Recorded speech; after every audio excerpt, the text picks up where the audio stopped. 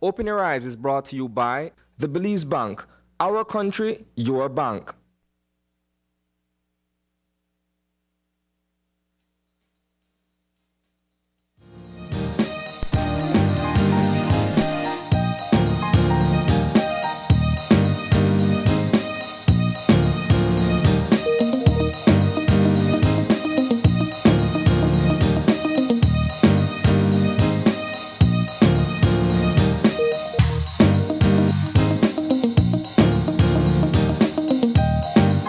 Good morning and welcome to Open Your Eyes. Start your morning right. I'm Sabrina Daly. And I'm Paul Lopez. And it's a beautiful Tuesday morning. Good morning, Paul. How are you doing? I am doing fine, all things considered. Monday has passed. Yes. Tuesday's here, so the week is progressing well. It is progressing well. Yesterday was quite an exciting day, Paul, for more than one reason.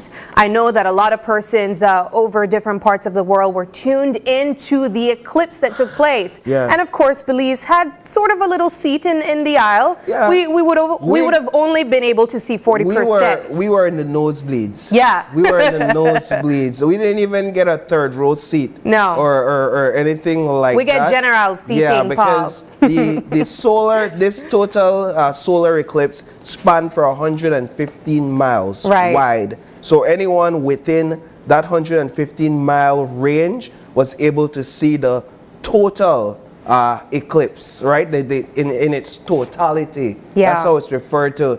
I did not get to see that. I was in Belize City, Central America, Belize at work.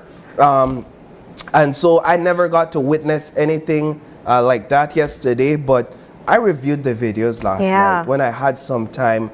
And I must say that I was amazed, awestruck just by videos at how dark it got. Like for those states and for those parts of the U.S. and Mexico that experienced this, and Canada, look there on the screen that you could see. Once in a lifetime experience for some people in certain populated areas. Like, look at that. Yeah. You can imagine with like almost a snap of a finger, it just goes pitch black. And at first, the first video I saw, I thought to myself, this is edited. No, that's what I thought too, though. I really thought that as well, Paul. But now that you're saying, because you mentioned that you saw many videos last night. After the first video, I decided, you know what, let me do some deeper investigation and compare this first with other videos. And I began comparing. I looked at ABC's broadcast. I looked at CNN's broadcast. And for me, what stood out the most was the reactions from different people. Like adults, all the way down to kids were just as amazed. And what's interesting is that the kids, they were so struck by the fact that it could just turn dark in the middle of the day.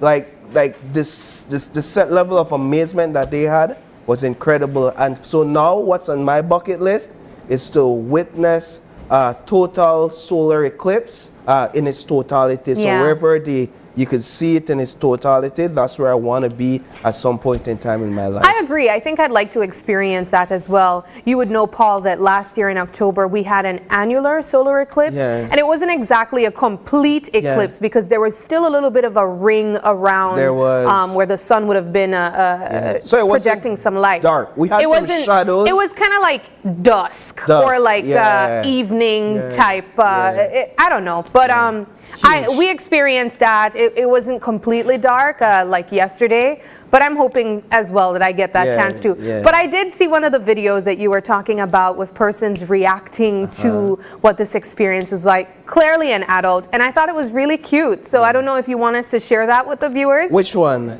There was the first one that you shared. Okay, but just to have our viewers know that there were a lot of reactions. Of course, some international media stations overseas, they also live streamed it to give persons that would not have been able to experience it in person that experience as well. It was interesting to see even the broadcasters get very emotional because it's as if the moon and the sun, they're putting on a choreography with the earth, and this is all composed by some being out there, and we just have as humans this front row seat to witness this entire display. Absolutely amazing. I think this would be a great opportunity to extend the question to our viewers in the diaspora. Let us know, did you witness the eclipse yesterday? If you have any photos, maybe post them in our comment section on Facebook. We would love to see what you captured yesterday during the solar eclipse.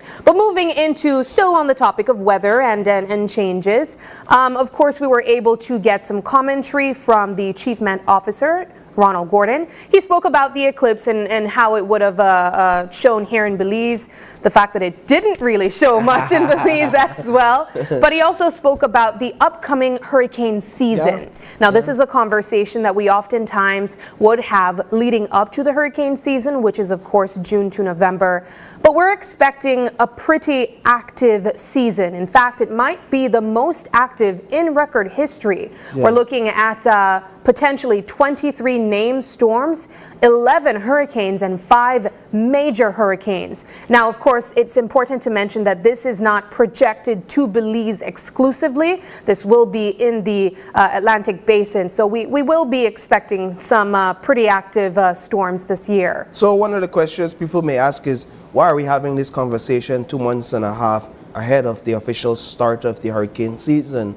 Is it to get people alarmed, concerned? No, that's not the case. Annually, the Colorado State University, which is the lead in researching these sort of statistics and data and making these preliminary forecasts, because the Colorado State University's forecast is very dependable, and because of the amount of research they put into it, a lot of meteorologists rely on their data and their reports, including Belize, and so and across the region. And so they're releasing their statistics, I believe, over the weekend. They released their preliminary data, and this is what is showing. And so what stood out is the fact that in years past, we've heard below average, we've heard above average.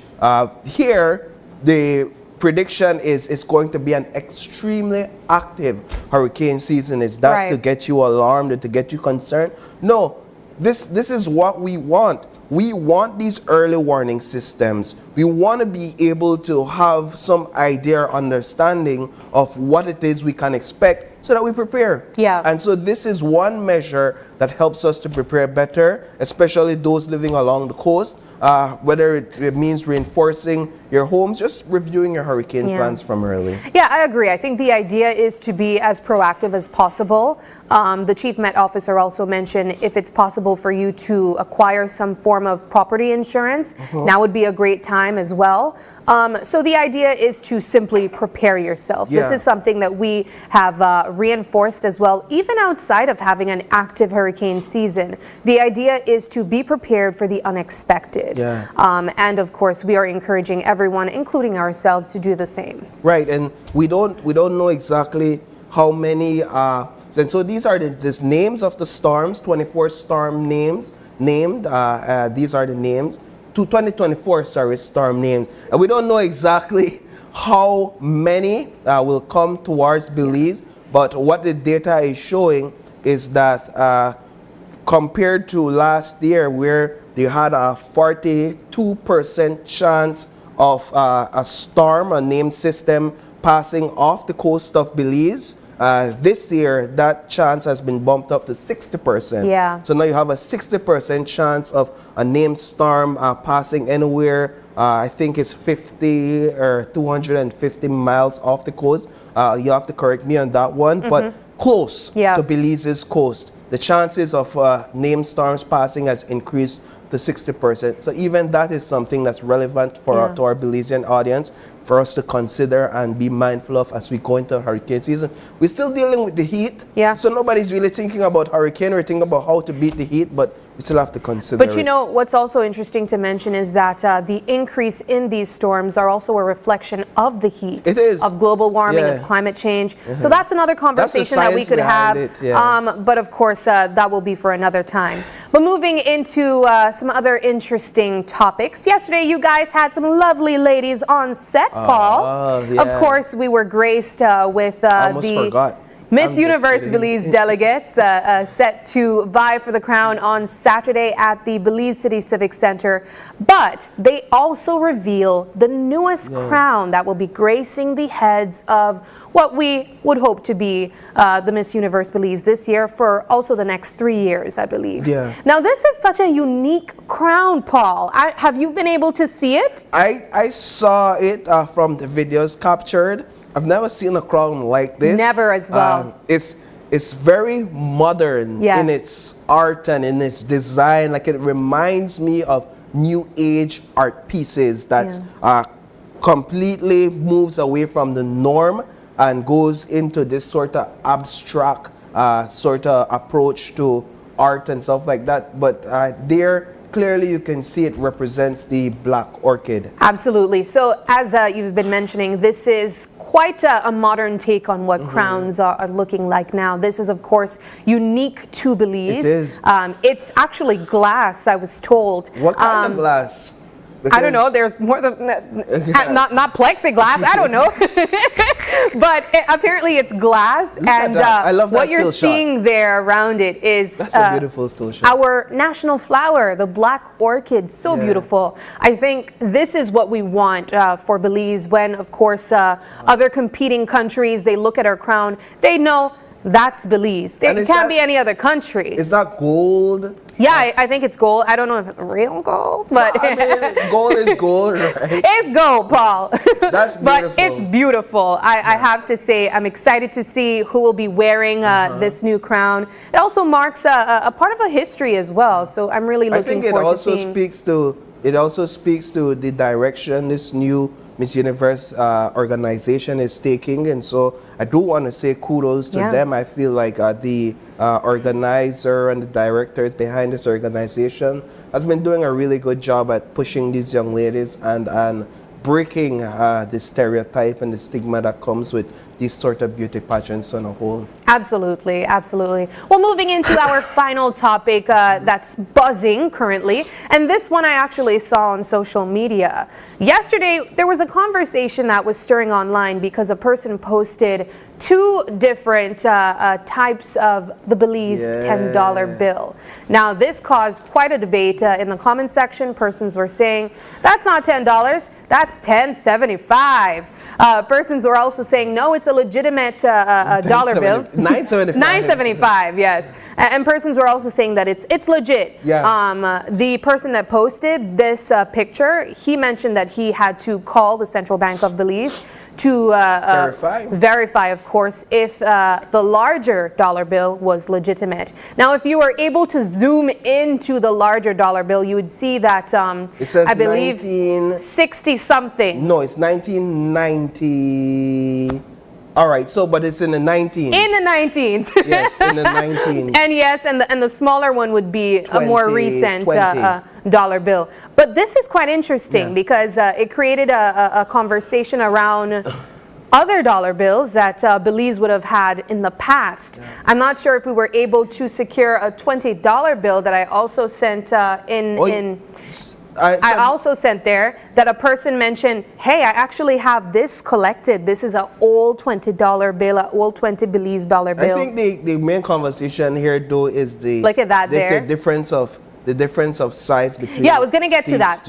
But as we were mentioning, the longer $10 bill, that of course is much older than the more recent one. And then this created a conversation that, hey, there's been transitions in the dimensions and the look of the Belize money. So now coming back to the $10 bill, it's legitimate. Of course, I believe you're able to use it as well. But beyond that, I think it's just interesting to know that there has been so many changes. I think there's also 2 different versions of the $2 bill as well. You know, never took note of this. This is just pay, the first time. I don't think I've ever had two $10 bill in my wallet. I'm usually broke, so I don't have two $10 at the same time to compare them. Yeah, right? I hear that you. has been my dilemma for some time now. I hear you.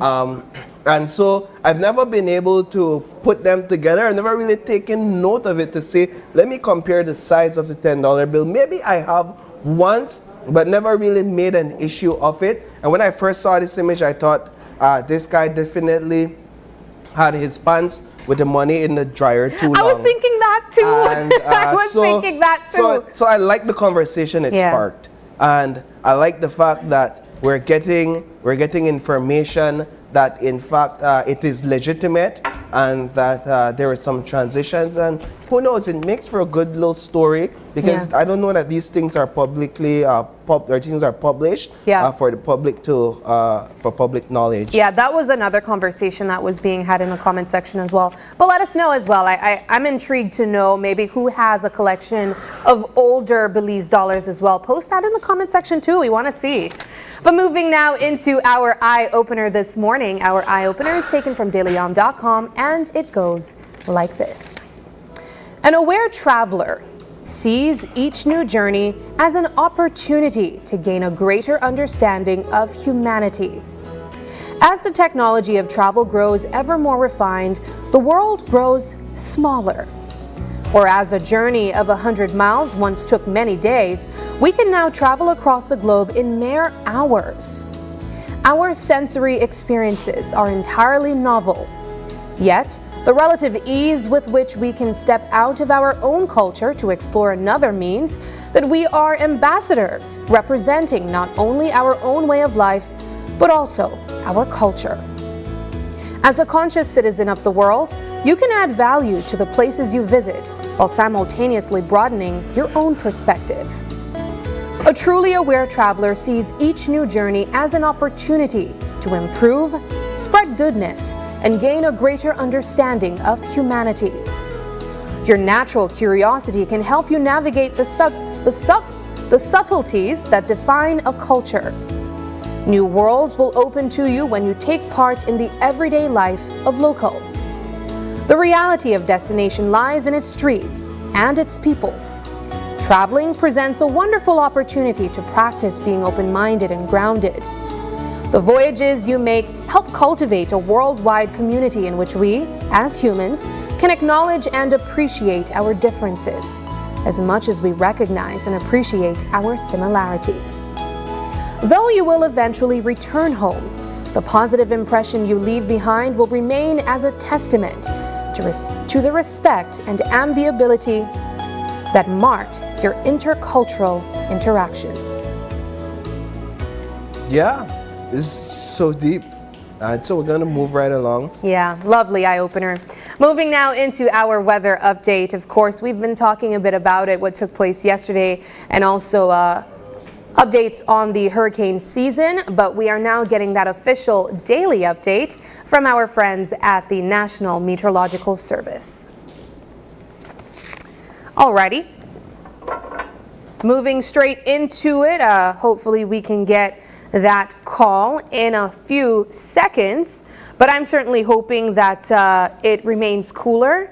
I will tell you, they were spot on with the prediction yesterday as it relates to the eclipse. The forecaster did mention that there would be some isolated showers. I experienced that in Borough Boom. Did you? I'm not sure if it took place here in Belize City. We experienced a lot of cloudiness, okay. But it definitely provided much needed shade in Belize City, so it wasn't as hot as days past, and that was the good thing. All right. Well, we're going to get that update now from our friends from the Met Service. Mainly fair, hot and dry weather will prevail for the next couple of days. The 24-hour forecast is for mostly sunny and warm conditions today, but hot inland and partly cloudy conditions tonight. Little or no rain is expected. High temperatures today will be around 89 degrees Fahrenheit along the coast, 98 inland, but only 82 degrees up in the mountains. A heat alert is in effect, and residents, especially those inland, should stay hydrated and avoid outdoor activity as much as possible, especially during the afternoon hours. Winds over the open sea will be from the east to southeast at 10 to 20 knots, with occasional higher gusts. Seas will be moderate, becoming rough at times, and operators of small crafts should exercise caution. The outlook is for hot and dry weather on Wednesday, and mainly fair and warm conditions Wednesday night. There is a high tide at 9:59 this morning, a low at 5:01 this evening, another high 11:15 tonight, and another low at 4:42 tomorrow morning. The sun rose at 5:40 this morning and will set at 6:07 this evening. The moon comes up at 6:15 this morning and goes down at 7:20 this evening. In the fire risk forecast, the risk for forest and brush fires is moderate to high today. With that, we end this report from the Belize Weather Bureau.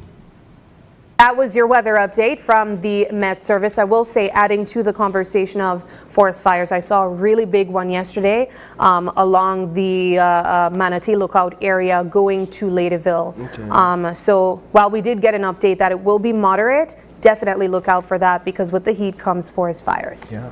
Moving now into our show lineup, we have 4 great conversations to look forward to.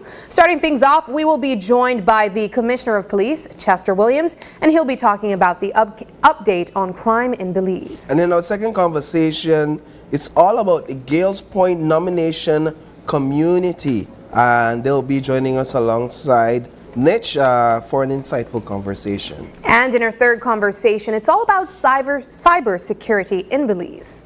And for the fourth and final conversation, this is a cooking show, not a cooking show on Open Your Eyes, but a cooking show that is being aired called Glazed Out Belize. And we'll have none other than the host of the show, Sean Quillen, our good friend, to speak with us about that show. Absolutely. Well, we got to take our first break, but when we come back, we'll be talking to the Commissioner of Belize about the update on crime. Stay with us. We'll be right back.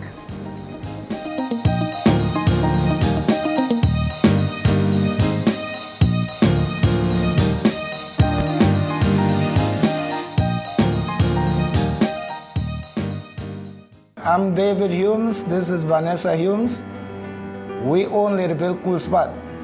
Belize Bank save us a lot of time. Working with them, we can keep track exactly what we spend. We recommend Belize Bank 100% because we don't have to go to stand up in line, and we can check on our account right from our house. Working with Belize Bank is the best.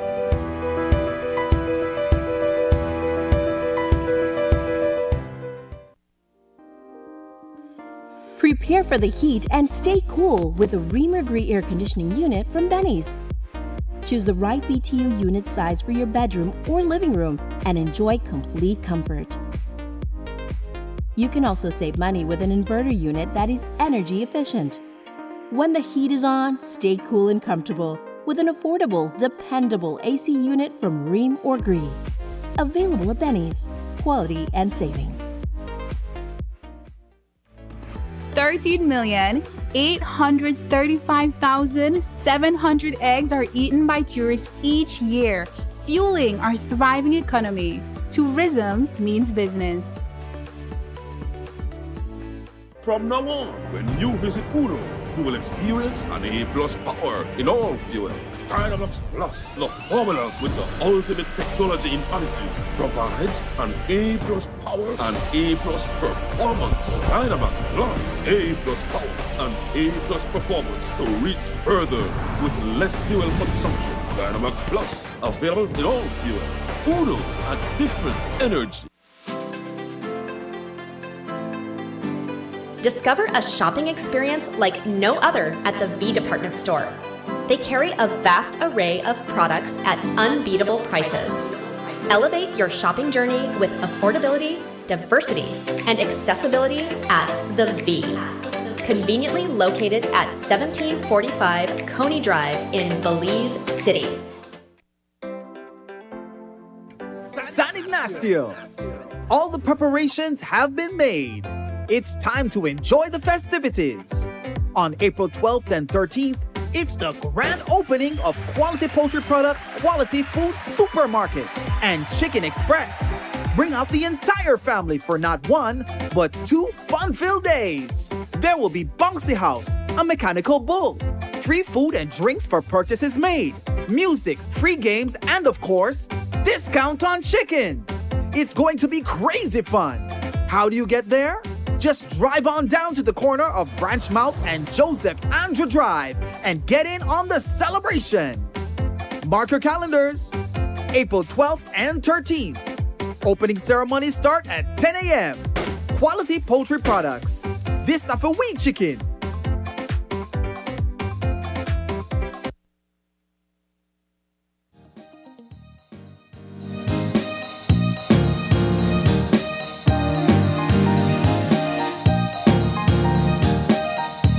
Good morning and welcome back. We are having our first conversation this morning and we're starting things off on a high note. We are joined by Chester Williams. He is the Belize Police Department's Commissioner. Good morning and welcome. Good morning. Good morning. It's good to be here. Yes. Good morning. My dear brother. Yes, sir. It's good to have see you. And good morning to your viewers and listeners across the country and those who may be streaming from abroad. Commissioner, we appreciate having you on. Ready, man, like as you. usual. Man. We only have a short time, sir, so we have to get this in as quick as possible. You know out, sir. As you see me, you give me. You have to pay dues for that. Yeah, I know.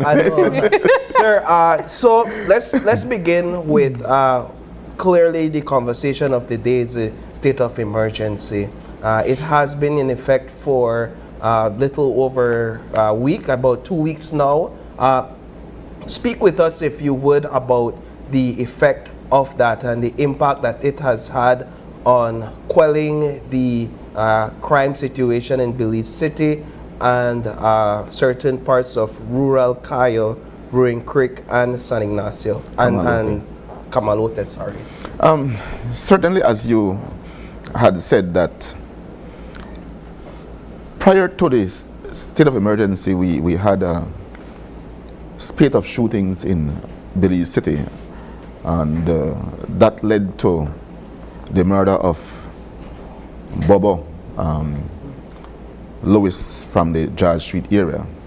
And then we also had in the Cayo district, specifically the villages of Ruin Creek and Camalote, where we had two rivaling groups that were going at each other, and there were a number of shootings. Unfortunately, one person ended up dying as a result of those shootings, and that person happened to be a police officer. And so the SOE was declared to stem the continuance of those violence, and since then I can clearly state that the SOE has been effective. We have seen that the shootings in the declared area of Belize City have subsided tremendously.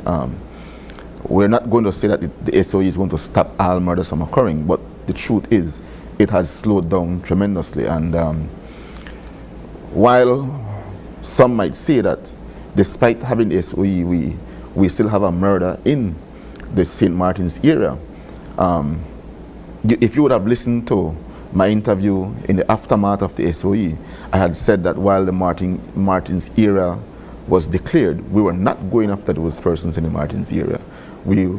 Because then they were not in the fray of those who were creating the problem in Belize City. So Martin's was untouched. So was Bannock and Bakatong. Those were areas untouched by the SOE. But we had declared them in the event that during the course of the SOE, things would start in those areas. So since then we had the murder of Clay Monsanto in the Martin's area.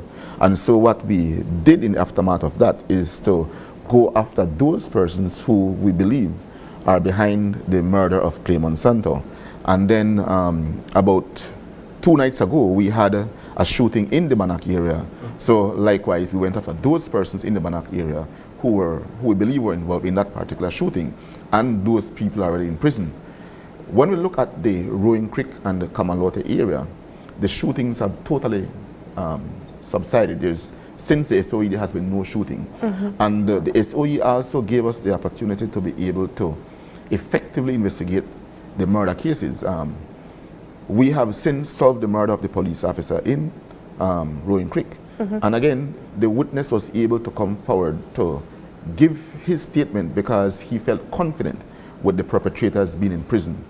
And that helped us. The same is being done in Belize City. I can say that we have also secured sufficient evidence to arrest the persons who we believe are behind the murder of Lewis. It's just a matter of finding those two individuals, but we have sufficient to be able to arrest them. Again, it is because of the SOE. It gives us the opportunity to be able to investigate those persons while they're in prison. That would give the witnesses more confidence to be able to come forward and tell the police what happened in written statements. So it is effective as far as we're concerned. The criticism is, however, that it is ineffective given the murders that are happening while the SOE is in effect. I just explained that, Mr. Lopez. I don't know how better you expect me to explain that. SOEs are never going to stop all murders, and I have said to you that the one murder we have had since the SOE occurred in an area where we were not enforcing the SOE. And even if it were that we were enforcing the SOE in that particular area, it is not going to stop everything. As much as Belizeans would like to hype and praise Bukele for what he is doing in Salvador, despite all the efforts that he is doing in Salvador, locking up all the gang members, there are still murders in Salvador. So what makes us think that we are going to be different? I think that we should be grateful to the extent that we are not seeing these shootings occurring as frequent as they were. We are not seeing the murders occurring as frequent as they were. It is something good for us. And I wish the SOE would last longer than a month. I would want to go for 2 or 3 months, because the truth be told is that these young men need to get the message. It cannot be that they believe that, oh, I go and do my nonsense and just go to prison for 1 month and come out back. You need to send a strong signal to them and let them understand. You continue your behavior, this is what is going to get you. Commissioner, I have 2 main questions that I want to ask you. But the first one that I wanted to ask is the process of the SOE and acquiring these persons that would then be transported to the Belize Central Prison. Are these individuals that would have come in contact with the law in some way or form? How do you know who are the individuals to go and seek to take under the SOE? And also, are there any legalities to it that we might be crossing as it relates to taking a person to prison without having a reason to convict them? In terms of the process, we have our intelligence people on the grounds from both Special Branch and GI3. Those are the ones who would normally gather intelligence on persons who are involved in gang as well as criminal activities. And so once an SOE is declared, then we will get the list of those persons who we know are actively involved, because it's not just to go after anybody. We try to do it, as Minister explained, based on intelligence. And the truth is, just like how the street knows who are the person committing these acts, the police know. Because the truth is, the street talk. And in some cases, these same young men talk. So we know who the players are, and we try as best as we can to go only after those persons whom we have good intelligence on are involved in these activities. And those are the ones that we would normally pick up and send to prison. Now, on the second tier of your question, the legality of it. The SOE is declared by virtue of a constitutional proclamation, which is signed by the Governor General. The Governor General has that authority under the Constitution of Belize, which says that if it is that there is reason to believe that any person or group of persons are engaged in any act of public that is going to affect public security or safety, that a state of emergency can be declared. The fact that there were these persons who were constantly going at each other, shooting and committing murders, that in the in the feeling of the right-minded person and the law-abiding persons, it instills some degree of fear in you. Even though you're not a part of the gang, you would still have that fear that you may be passing one day when they're shooting at each other and you might get caught in the midst. So every law-abiding citizen would be fearful of the activities of these gang members. So with that, it was declared, and with the declaration or the proclamation comes a regulation. The regulation is what tells the police exactly how they are to carry out the SOE. And we must ensure we abide by what powers are given to us by the regulation. And as I had said in interviews before, as much as under the regulations we are given wide powers, we have not exercised those powers. We tried as best as we can to allow the law-abiding people to continue to live a normal life, just as if an SOE is not in effect, because it was not declared with intent of impeding the normal life of a law-abiding person. It was declared with intent to go after those persons who we know or we believe are involved in the different activities that were taking place. And again, under the proclamation, it also states that the police can then use the time that these people are in prison to investigate whatever crime it is believed that they had committed. And again, that is what the police is doing. We have the CIB who are looking at the different shootings and murders, and I can tell you we have been able to get a lot to be able to bring charges against some of those persons under the SOE. And then we have the GI3 who are investigating the gang membership aspect of it. So we are hoping that by the time the 1 month is up, we should be able to bring charges against some of those young men for being a member of a gang. So the idea is to remove these troublemakers or disruptors of peace within a certain community or society, to carry out investigations that would otherwise be more challenging to do so. My other question is, what happens to the individuals that are taken into custody or sent to the Belize Central Prison? Because while we're able to get some answers on the outside, are we simply just giving them like a timeout, or are they getting certain life skill resources to exit the prison with maybe a different state of mind? Well, what we want to achieve for sure is to make them, when the SOE is over, for them to be able to come back into society with a different mindset. I know some will say that is difficult because they might have that mindset for 2-3 months, and then after they go right back to them to being the person that they want to be, some of them. But what we normally do is that during the time that they are in prison, we use that time to also go and do intervention with them. Mr. Morio, who is the person at the prison, also have sessions with them doing different things. Again, the objective is not to dehumanize them, but mostly to ensure that we try to bring them in line with normal human behavior.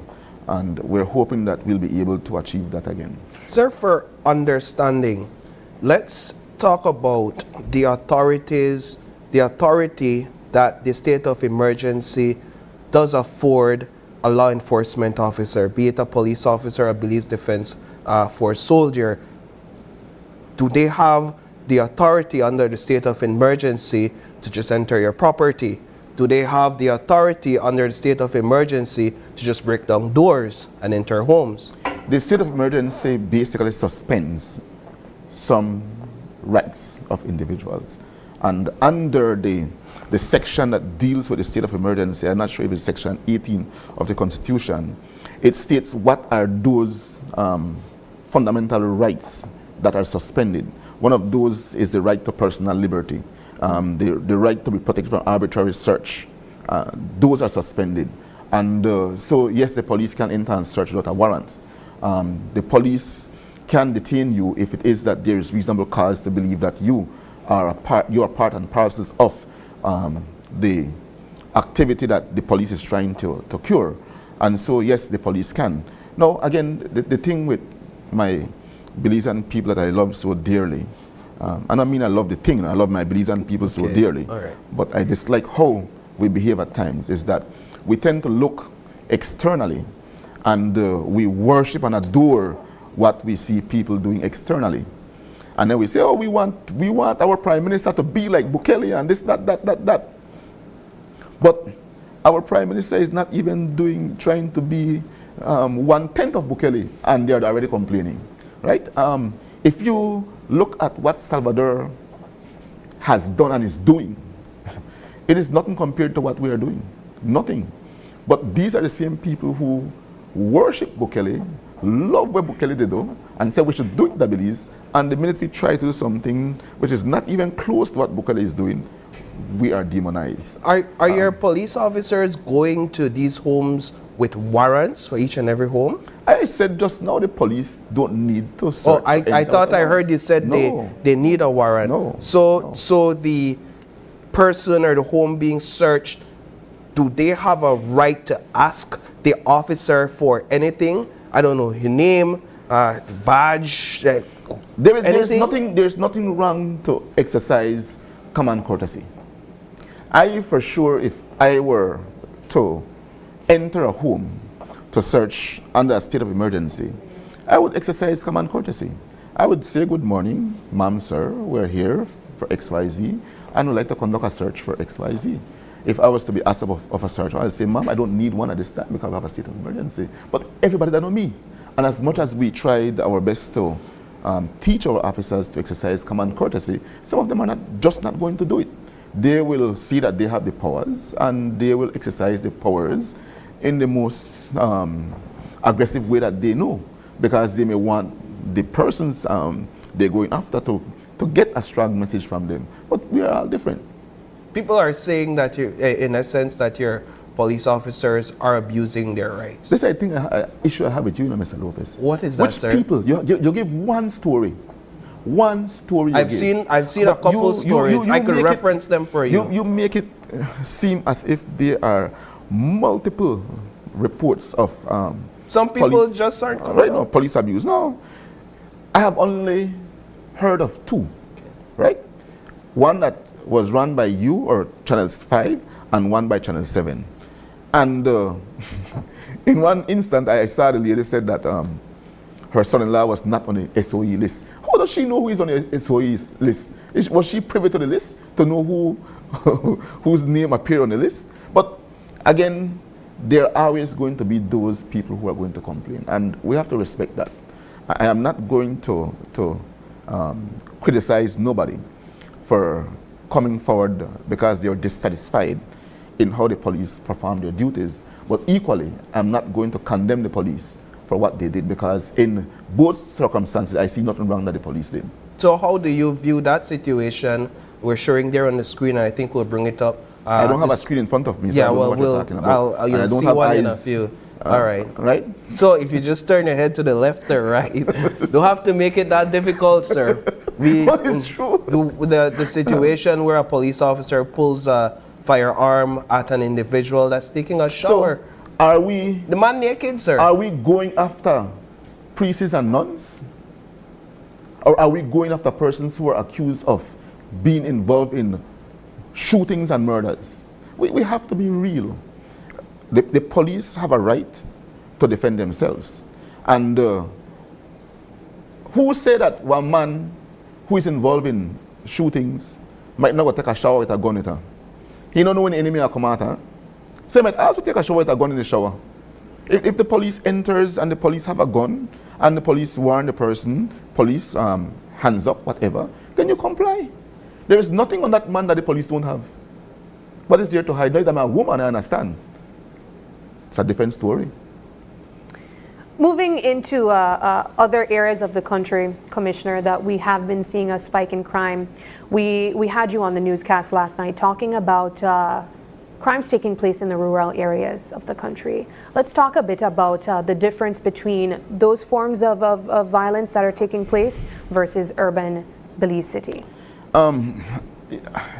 Yes, rural Belize, the River Valley area has become a pain. For quite some time now, there exists a rivalry between the young men of 3 villages. That is Doublehead, Bermudan Landing, and Lemonal. And that rivalry have now led to the death of one individual, and we have also seen where several persons have been injured, including Holy Saturday at the horse race, where a young man was chopped. There have been a lot done by the police. I have been fed with a number of information from the chairman of Doublehead, as well as other persons in the area who have told me not to disclose their identity. And whenever these informations are obtained, I would normally send them to the police, to the commander in rural Belize, to ensure that proper police follow-up is done to address the issue. I know that on occasions they had interventions with different parties from the feuding fractions, but the issues persisted between them. Is the nature of the rivalry gang related? Is it a formation of a new gang? It has to be, they are operating as a gang, or as gangs, so it has to be looked at from that perspective. And what we're doing now is that we brought in all the parties. Well, we're trying to bring in all the parties, but the group from Lemonal was absent from the intervention we had on Sunday. And so we're going to be coming back to the table on Thursday. We're hoping to have all the groups present, and we'll be able to have a more fruitful intervention. But in the time being, we have to look at how we're policing the area. I can see where there is huge deficiency in the police performance, in how the police have addressed the issue, how the police have addressed complaints coming from members of the different fractions. I believe that had the police done what needed to have been done with every incident, we would not have reached where we are now. But again, many of the police officers in the area are from that particular area. Right. They are too acquainted, they are too familiar, they are family members, and so they are impotent in the performance of their duties. I was going to ask that, Kompol, if your view is that these officers are too community oriented, because not too community oriented, too friendly, too friendly, because there's a conflict of interest. When you're in a rural, anywhere in rural Belize, the dynamics is different than in Belize City, and you get friendly. The village is small, the community is small, and you know everybody. But I'd like your assessment on a dynamic in crime that we're seeing now more than we've seen before, at least based on my assessment. And that seems to be crimes motivated, triggered by jealousy, triggered by passion. We've seen several instances just this year alone. Yeah, over 70% of the murders we have had this year are as a result of jealousy. Men coming to kill the current boyfriend of their exes. That is the problem. I don't know how we're going to address that one. But seemingly we have a number of weak men who just don't know to let go of their exes, and it is creating a problem. I think that there needs to be something done, and earlier I heard your co-host mentioning about having a show on how to let go of relationships. I don't know to what extent that is going to work. But young men need to be spoken to really understand that if you and your ex done, and when it is time for her to move on, then you must allow them. And in many of these instances, you will find that the ex-boyfriend don't move on, you know.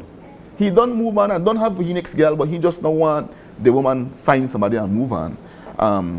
My thing is that you kill the man dead, you go to jail, the woman is still looking for the next man.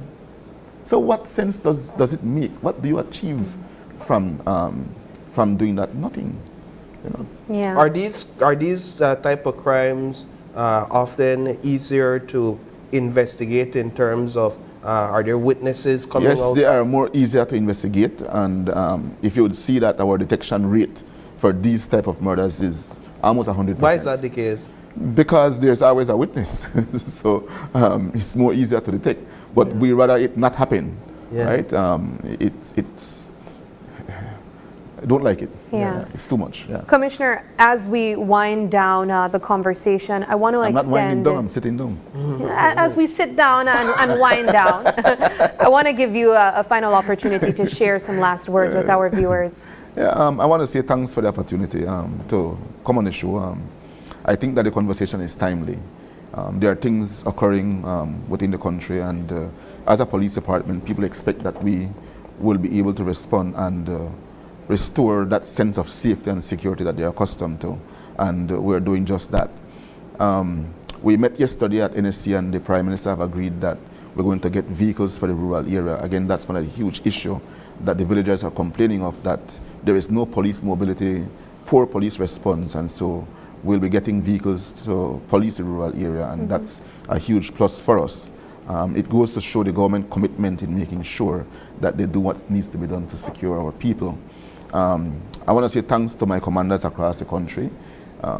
I know that it has been a really rough year for all of us, but they have been there, they have withstood the test of time, making sure that they do what needs to be done in restoring normalcy in the respective areas. And while the Belize district is the hot area, I can say proudly the commanders in the south, the north, and the west, they're doing their best to hold up in those areas, and thanks to them and the officers who works under their command, making sure that our crime fighting strategy is executed to its fullest. And that's the reason why we're seeing reductions across the country where major crime is concerned. Murders are up, yes, but overall major crime is down. And we're hoping that we will be able to level off with the murder count by the end of the second quarter, and that's our objective to work on.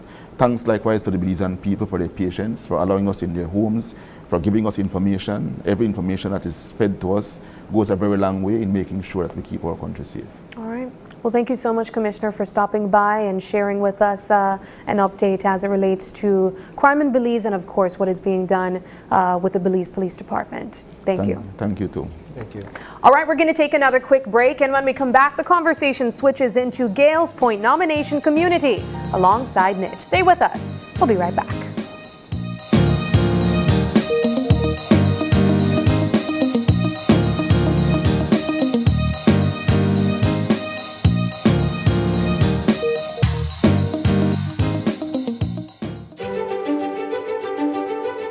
Technology is ubiquitous, and it's transforming how, when, and where we work. Fulltech Systems is placing award-winning devices in the hands of information workers, allowing them to work without compromise in a world without wires, to innovate, create, and to maximize productivity anytime, anywhere, satisfying the needs of the desk-centric remote and field worker and every other worker in between. We are providing the industry's best devices to businesses going through the process of digital transformation. Partner with us today to provide the solutions that will allow your employees to work effectively and efficiently to enhance your customers' experience.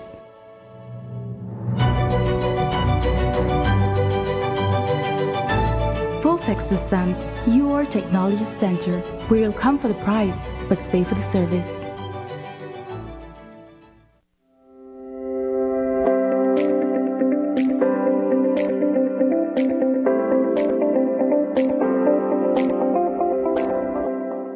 When we're talking about the first 1,000 days of life, you're talking about from the time you're born till you're 2 years of age. This is very important to your development. This is the time when your brain develops, when you learn how to think, how to eat, how to grow. This is extremely important. This time period will determine your later years in life, how healthy you are, how not healthy you are. Breastfeeding is extremely important, and we're not doing as much as we're supposed to be doing with breastfeeding. Breastfeeding is cheap, it doesn't cost anything. It is readily available, it's at the right temperature. It is safe, it doesn't carry any diseases, but it carries all the nutrients that the child needs. A baby doesn't really need anything other than breast milk. It does need water, it doesn't need gripe water, no need juice, and this is true up to 6 months of age. If we do this for our baby, we're setting up our baby to be healthy. Babies that only breastfeed have less infections, They don't have diarrhea problems or ear infections like other children. So we're really pushing and promoting the first 1,000 days of life exclusive breastfeeding. After a 6-month period, we then need to introduce food for the baby. But we're not going to be introducing chips and Ideal and soft drinks. If you choose to give a breast milk substitute to your child, there are certain risks that you run. When you start introducing these canned products to that young intestine, what happens is that you strain it, you make it overwork. Baby becomes constipated, bloated, colicky. Studies also show that these babies, when they get old in life, these are the ones that get obese, they get hypertension and get diabetes.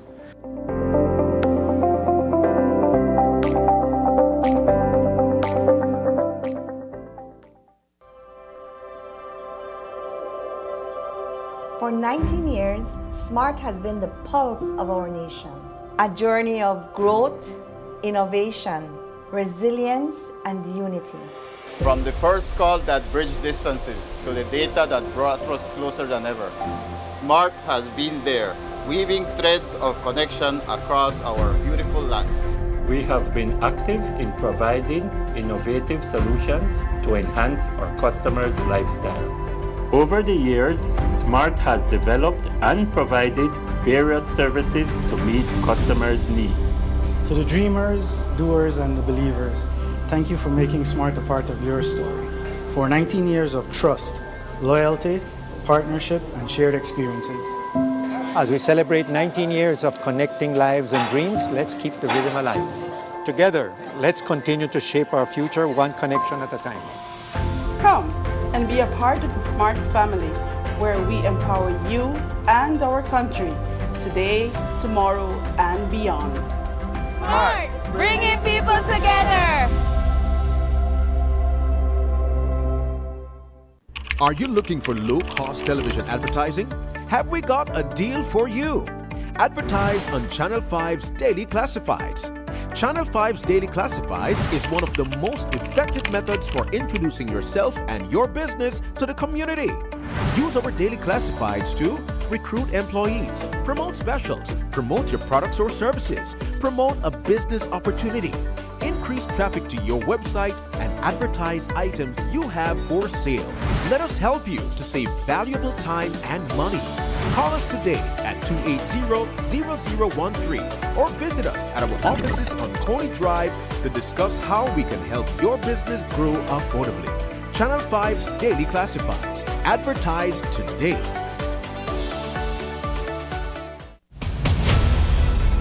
Isani Cayetano, Marian Ali, Paul Lopez.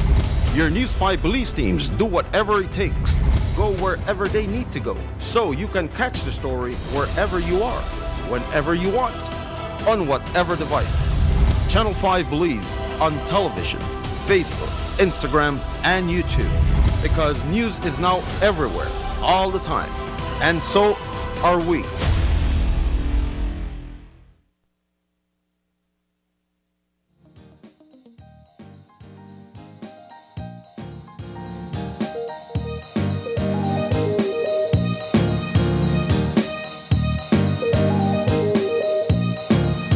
Welcome back. This is our second conversation for this morning.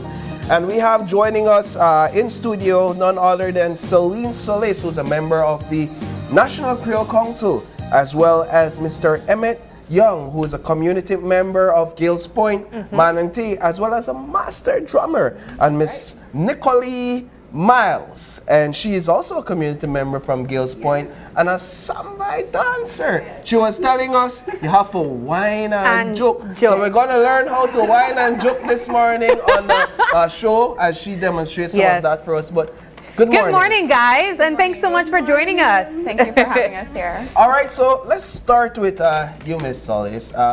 What is it that we're celebrating this morning as we have this wonderful set on? Well, we're celebrating out of season, let's say, to start.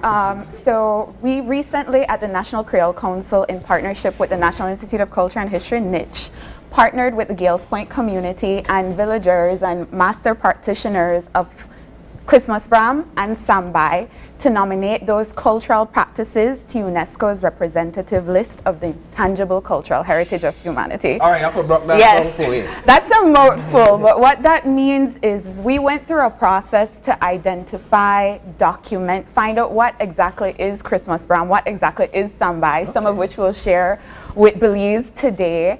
Find out why it's important to that community, important to Belize's rich cultural diversity, rich heritage. And through that process, we identified that it's representative of these global cultural values and traditions, right? It's something that really represents people.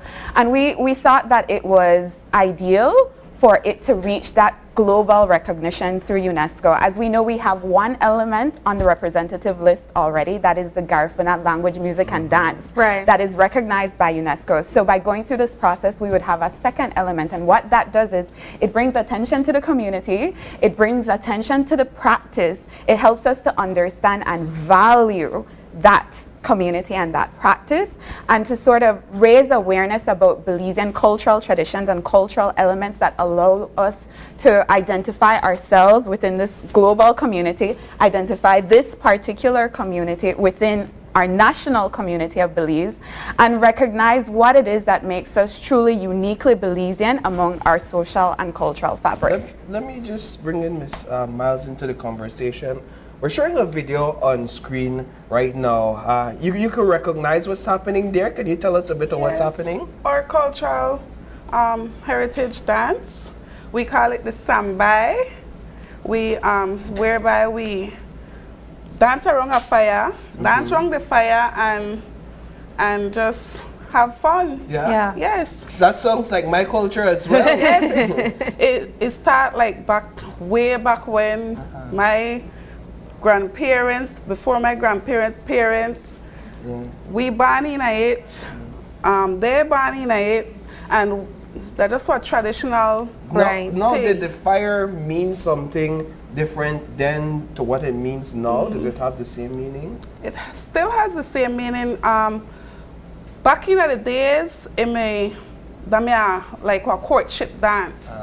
Only the adults, they couldn't dance it. The male or the female, both? The both. Okay. Male and female. That like, we kids couldn't dance it. Of course. Yeah. So just now, recently we start put it in the kids and like make them perform too. Yeah. Okay, so it becomes the whole entire village dance it. How does the dance work for the male and for the female? Do they have different dance moves? Yes, the male, like, it's totally different because the female one, I know mostly because you have to whine or joke. Whine or joke? Yes, whine or joke. All right, so how would you do that? You want to show us? Okay. Just be careful. You have your mic attached to you, I believe. Yeah. Okay, great. Yes. All right. Yeah. Maybe you want to play at least something for me? All right. You can turn around and show our viewers as well.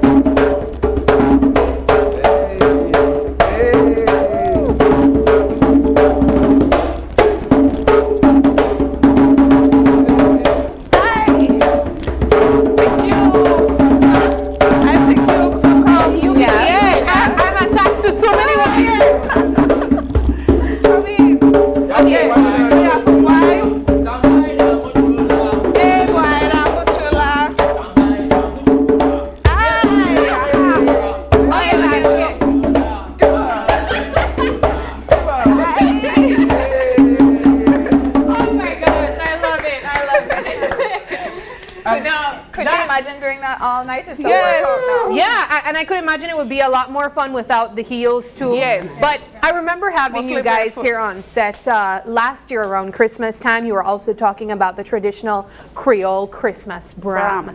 Yes. And I mean, this is such a timely conversation because we oftentimes associate rich culture with the Gales Point community.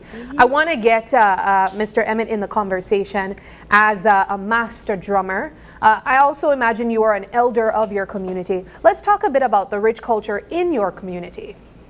Well, The drums aspect alongside the dance, it keep the people grounded. So you can, when the drum, when we do the drumming and the dance, that's where you can see the unity in the community. It bring the people together. Okay. And then they display the dance as well as the drum. So I believe that every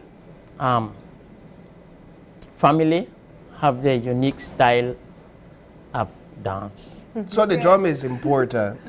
How is it that each family have their unique style of dance? People practice in their home and then come out? It's just, I would say, probably come natural because it's a traditional courtship dance, but also it's a showship dance. Everybody's trying to outdo the others. Ah. Yeah. And you also want the male also want the female to get attracted, so you have to really show. So even acrobatics, you have acrobatic dance. So we would do flips and different stuff like that from the male side. Yes.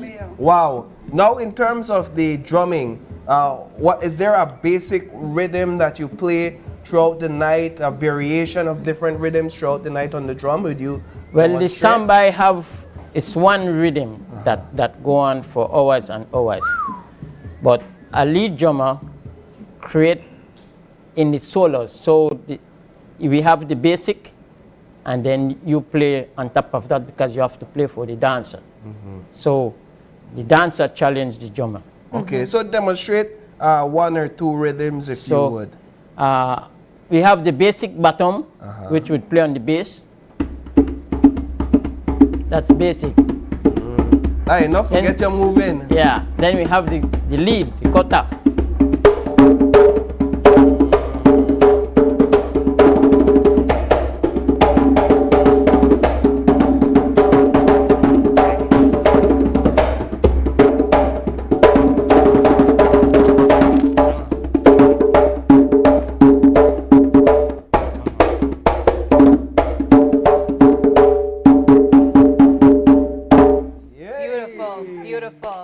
I know that our viewers, wherever they are, have definitely been appreciating what you guys have brought this morning with you.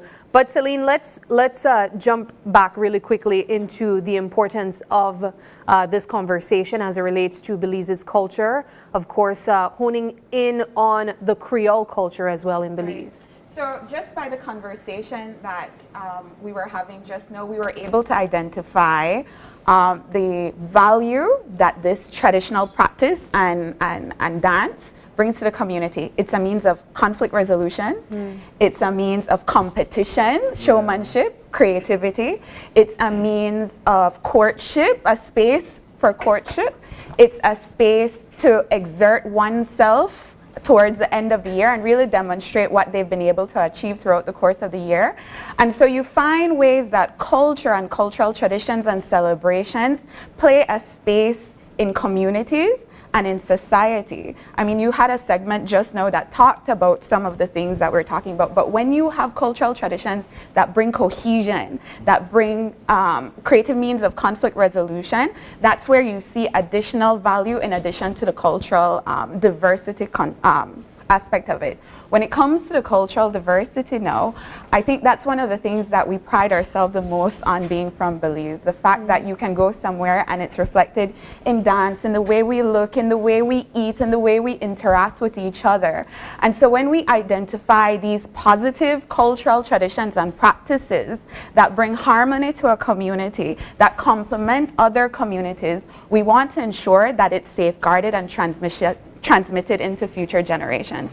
And that's what we were talking about just now, right? You know, maybe in the past it was done this way and then we had to pivot and change and transform and incorporate the children a little bit more, just to ensure that we have that transmission from older generation to younger generation, right? Keeping it alive, keeping it safeguarded in the face of development, in the face of transitioning community, in the face of globalization, in the face of technology. Technology is good, but then it also affects us in different ways. This is the question that I was going to raise to you, Ms. Miles. How challenging is it right now to preserve the culture in the face of modernization, whereas back then this was used as a courtship dance, just as one example.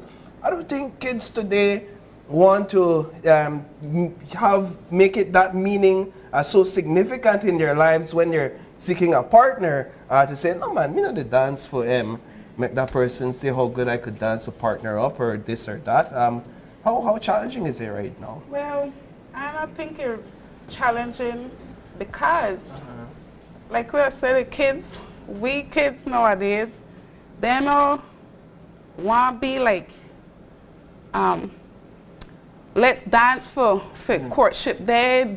As long as you hear that drum, oh, everybody come out. If you there far, you hear that drum from old to young, come in, just dancing, dance till okay, dance now. Yeah. So that no matter, like they do it for courtship or they do it for a reason. They do it because they love it now. Yeah. Yeah. It's ingrained. Yes. Yeah. Yes. Yeah. I was thinking the same thing. I'm thinking that that's just something that is unique to Gales Point community. I imagine as well, it's a community where a lot of family members are so connected together. Everyone is close, so it's easy to share those experiences, even outside of the courtship as well. It's always a celebration, Every time. Is there food and drinks involved in these celebrations as well? Especially Brahmin, Christmas Brahmin. Everybody look forward for that because you go from house to house with the drummers and everybody have warm welcome. They put food, drinks on table. You just go and just take, as long as you dancing, you being there, you have all rights to eat, drink, have fun.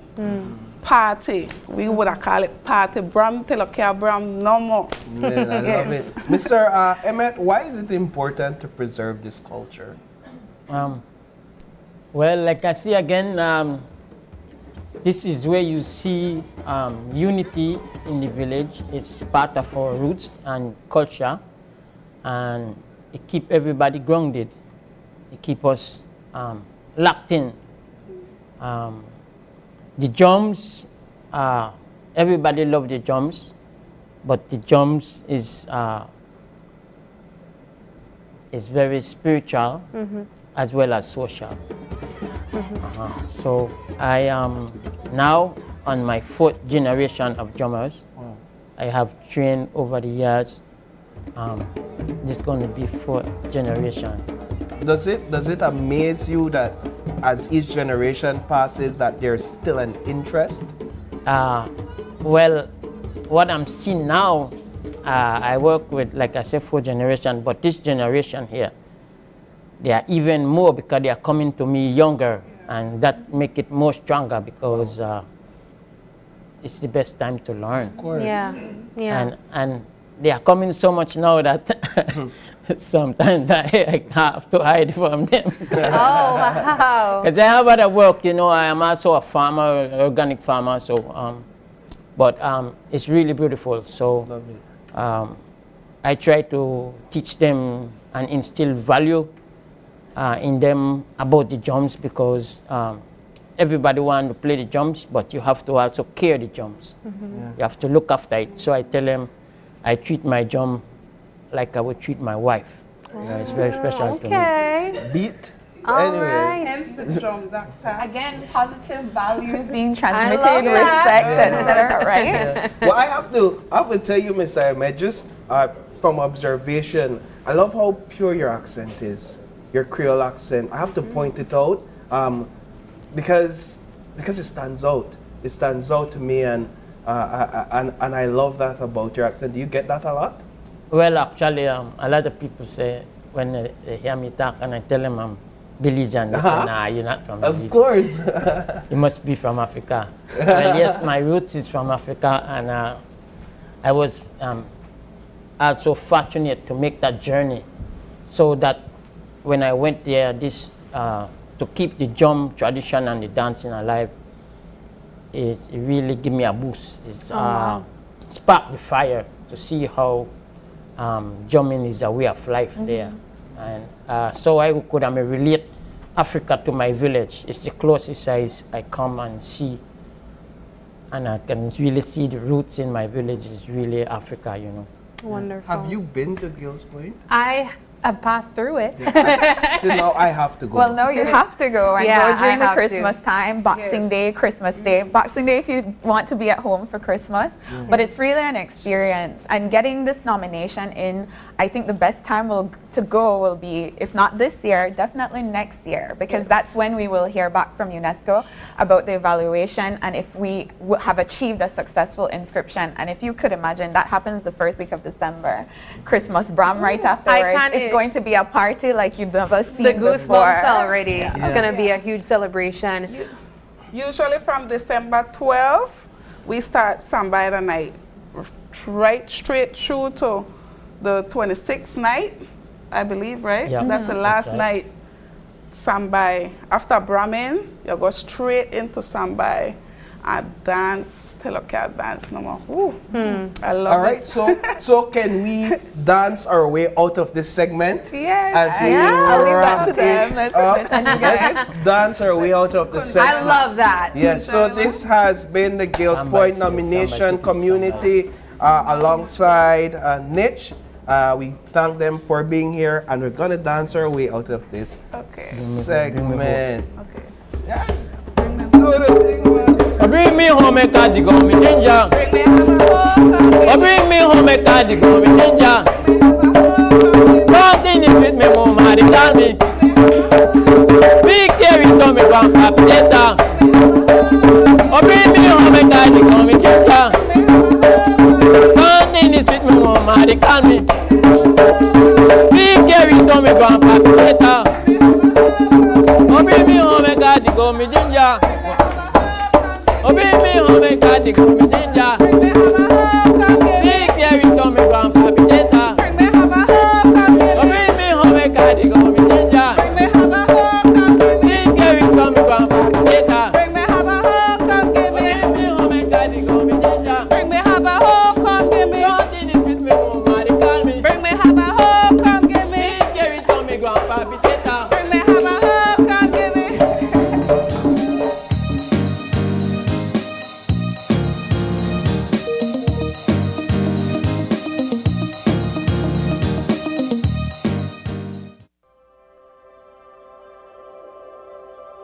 For 19 years, SMART has been the pulse of our nation. A journey of growth, innovation, resilience, and unity. From the first call that bridged distances to the data that brought us closer than ever, SMART has been there, weaving threads of connection across our beautiful land. We have been active in providing innovative solutions to enhance our customers' lifestyles. Over the years, SMART has developed and provided various services to meet customers' needs. To the dreamers, doers, and the believers, thank you for making SMART a part of your story. For 19 years of trust, loyalty, partnership, and shared experiences. As we celebrate 19 years of connecting lives and dreams, let's keep the rhythm alive. Together, let's continue to shape our future one connection at a time. Come and be a part of the SMART family, where we empower you and our country today, tomorrow, and beyond. SMART, bringing people together.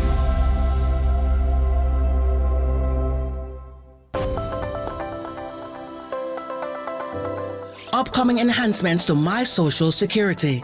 The new healthcare provider feature seamlessly connects healthcare providers, insured persons, and employers to facilitate the payment of sickness benefits. Here are the enhancements. Registered healthcare providers will create and submit online medical certificates using their healthcare provider accounts. Insured persons will receive a link to view the medical certificate to complete and submit their sickness benefit claim. And employers will receive an email notification of their employees' sickness claim. Also, the insured person and their employer will receive a copy of the claim decision letter after review. Healthcare providers, insured persons, and employers are encouraged to create a portal account to access and benefit from these new services on My Social Security at ssbportal.org.bz.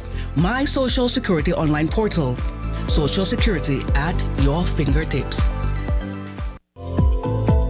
Unwrap the joy of crystal clear picture and sound from Iowa, the brand that offers you affordability and exceptional quality. Iowa has a wide range of exceptional products to choose from, such as TVs, speakers, headphones, home appliances, and much more at affordable prices that won't break the bank. Enhance your audio-visual entertainment experience with Iowa, and for your convenience, parts are readily available in country for hassle-free maintenance. You can find Iowa products at your local electronics store countrywide. Choose Iowa, the best in home entertainment and household appliances. Hi, my name is Lincoln Fowers and I work at UMall. 100% I will recommend Belize Bank mobile banking to everyone because it saves time, money, and gas price because gas price is high right now. Belize Bank mobile banking just make life easier.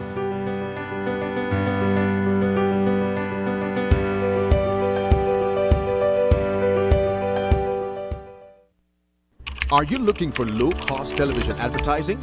Have we got a deal for you?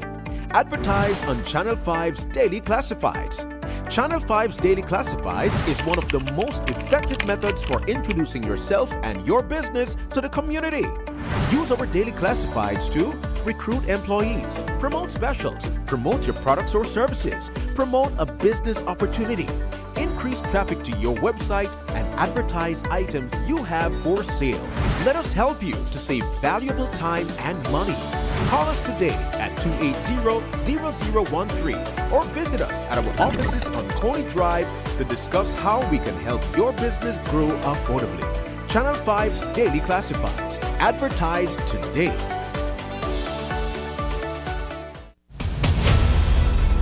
Isani Cayetano, Marian Ali, Paul Lopez. Your News 5 Belize teams do whatever it takes. Go wherever they need to go, so you can catch the story wherever you are, whenever you want, on whatever device. Channel 5 Belize on television, Facebook, Instagram, and YouTube. Because news is now everywhere, all the time. And so are we.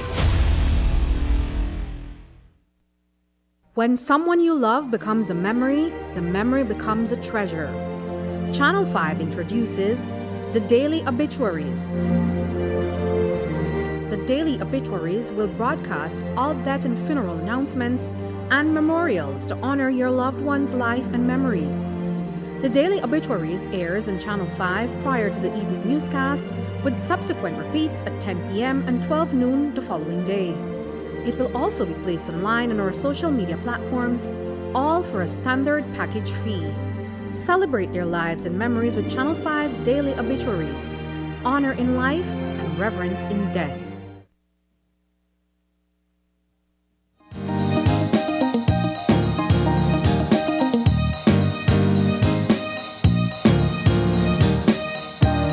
Welcome back. We are having our third conversation for the morning, and it's all about cybersecurity in Belize. We're joined by three representatives of the Belize Information Technology Systems. We have here with us Harry Noble Sr., and he is a technical officer, and with him is his son, Glenn Noble, and he is the networking officer with BITS, and also here with us is the granddaughter and daughter, and her name is Addie Noble. As you can probably tell, this is a family business of persons who obviously love technology, so we're happy to have you here with us to talk about cybersecurity. Good morning. Morning. Good morning. Thanks for having me. No problem. Let's jump straight into it. Cybersecurity. What is cybersecurity? Cybersecurity is protecting you against crimes that are committed in cyberspace. Yeah. So what we have found, because of my experience with the Belize Police Department, I used to work 15 years with them, and I used to see the trend in crimes. Basically, the crimes, there were crimes against persons, crimes against property, and crimes against the state. And what we found, there's been an increase. These crimes getting a component of technology, of cyber technology in it. There's an average of 3 crimes reported in Belize every hour. Wow. 2 of those crimes will have a cyber technology component. They will use a computer, a phone, and even things like GPS.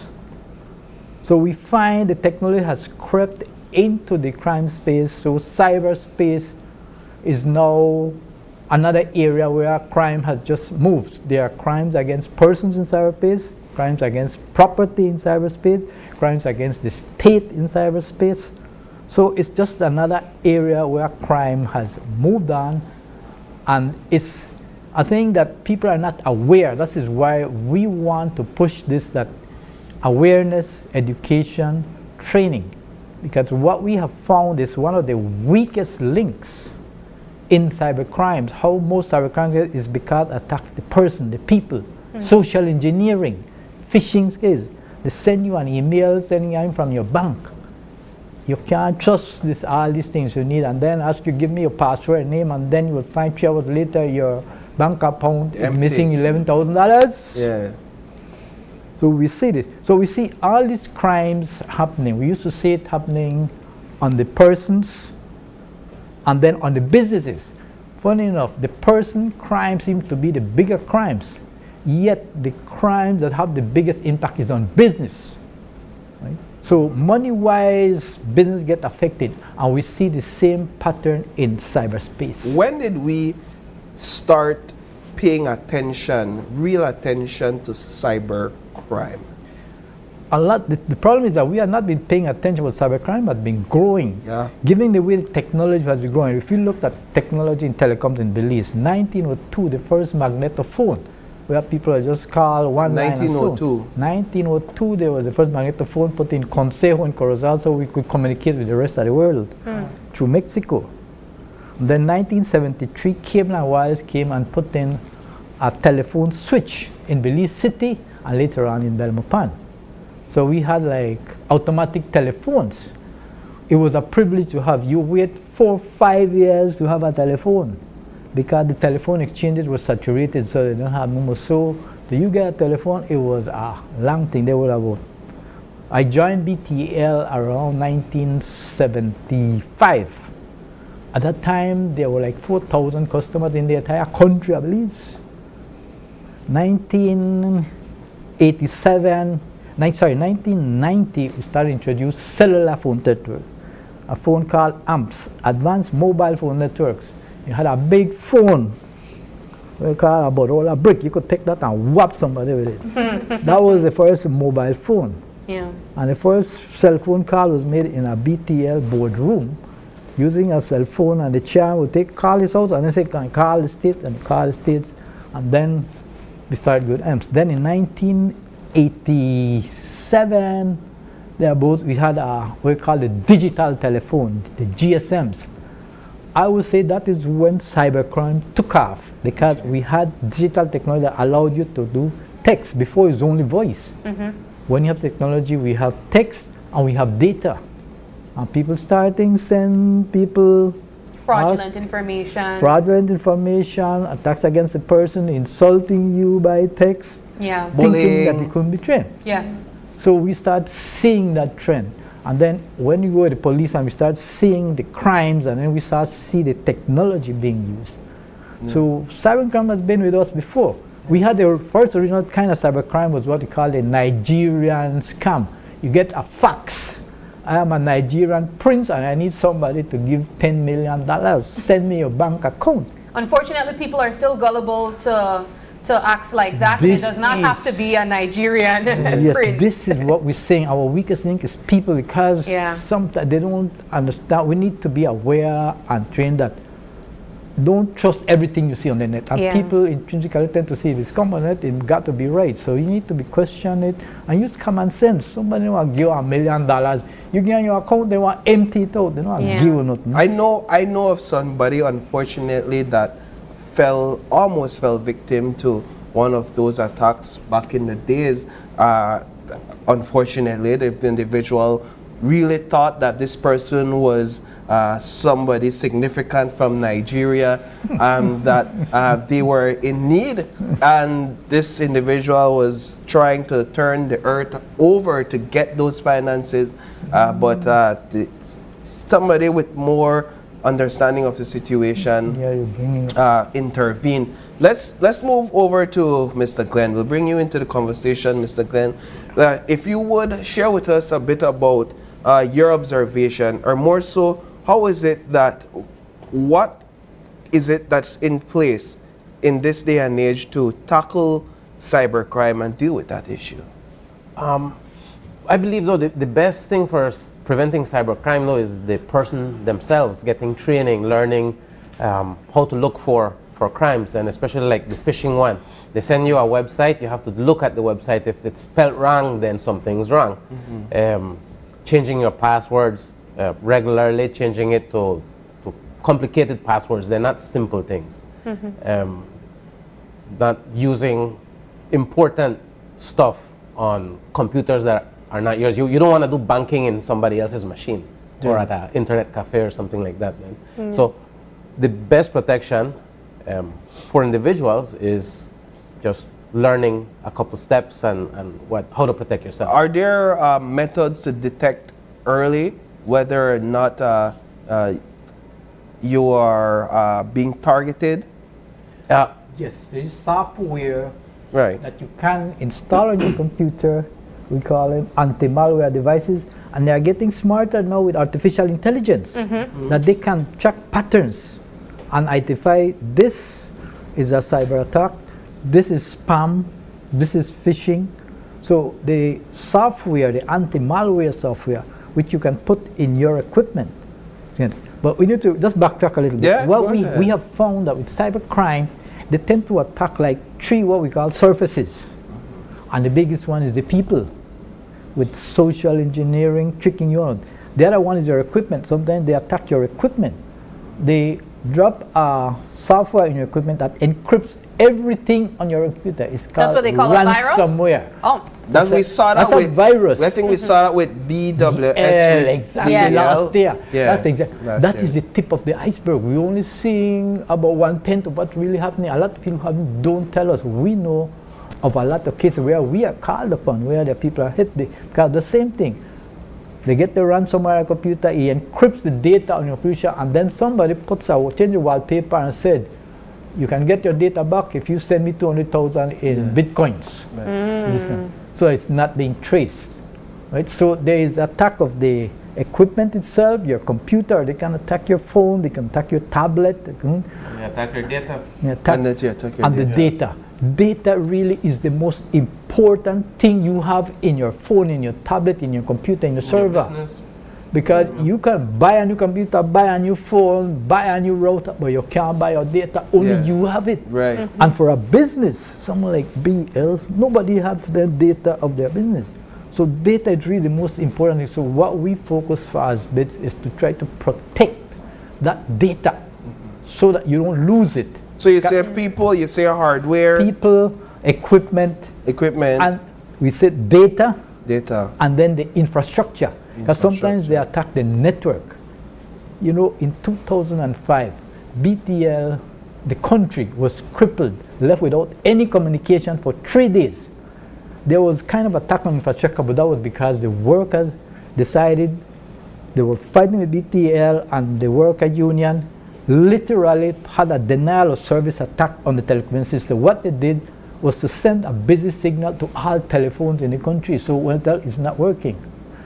At the time, I was working with police. I was also a public utility commissioner, and I was called in along with a team to work it, and we saw the problem. We were able to resolve it, just thinking it. But then the workers took on a more huge measure. They literally took an axe, cut the fiber optic link between here and Belmopan. That totally isolated the country. You couldn't make a long distance call, you couldn't make an international call. So that is how your infrastructure gets. Today, you don't need to cut the fiber optic. You just need to send an attack on it, a denial of service attack, just saturate it with calls. and you bring it down and you cripple it. So let's get Ade really quickly in the conversation. Ade, you are a programming officer of 4bits. Let's talk to us a bit about your involvement as it relates to cybersecurity. Okay, so as you can see, first we're just trying to spread awareness because we're just starting off the business. As you can see, the whole technology is evolving. We're getting more and more advanced. We use AI a lot. Have you used ChatGPT? There's AI to like manipulate your pictures, your voice, all that. So for now, we're just wanting to spread awareness to everybody so they know like to protect their data, their assets. You know, so you won't fall into like one of those cyber threats.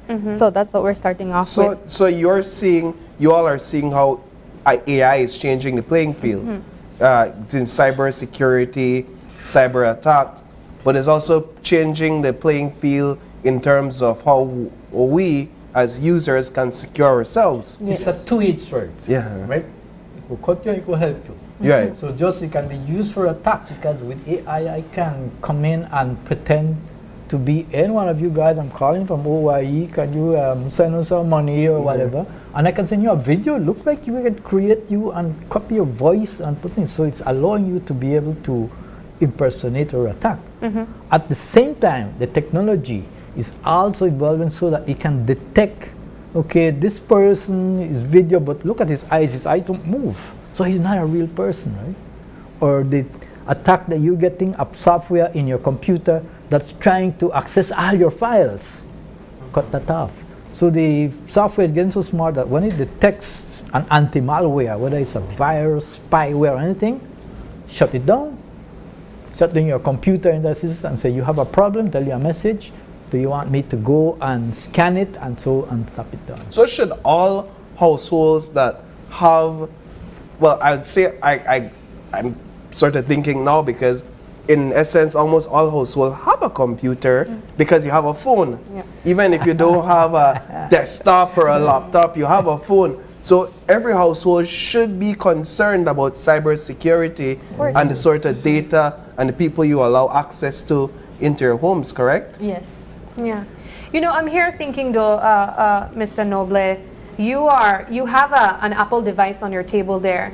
And oftentimes it was said that Apple devices are, well, they can't get viruses or they can't be attacked the way other devices can. Is that a myth? No, if you believe that, I have a blessing bridge where I could sell you. Okay. Any device can be affected. What we don't hear much about Apple active device is simply because of the market share. The most common operating system used by people and businesses is the Windows operating system. If I'm a hacker, I'm a cybercrime, I'm not going with part where only one thing I could thief. I'm going with part hundreds, so I attack the Windows operating system. And there's also a certain element of truth in the Apple system. There's also an Apple terminal in your Android system. Because what is happening, Apple, Android, and another operating system known as Linux, they derive from Unix. It's built on a different system from Windows. Windows is an operating system that basically once you get into the computer, you can do anything on that computer. With Linux, Android, or Apple, you get into a certain folder, you can't go into another directory or another folder. It's the nature of the operating system. They are all derivatives of Unix, which is a different operating system that in a way sandbags you. So when you go in, you can only stay in this area. Yeah. So what can we do as phone users to protect ourselves, to consider security? We store our banking information on our phone. We store our family photos on our phones. Our phones have our locations most of the time. So there's a lot of passwords on our phones stored as well. And we go around, I guess, visiting websites, downloading apps. How can we better secure ourselves on our phone? Can you answer, Abby? For one, of course, you have to do your backup. Remember, always keep your backup of everything because you never know. You could use your phone, somebody could keep your information. So you have to keep your backups. And then there's your passwords. Never go sharing your passwords. And then always use a strong password, or you can use two-factor authentications or even multi-factor authentications so nobody could get in. those are some good advice. Do you have any tips?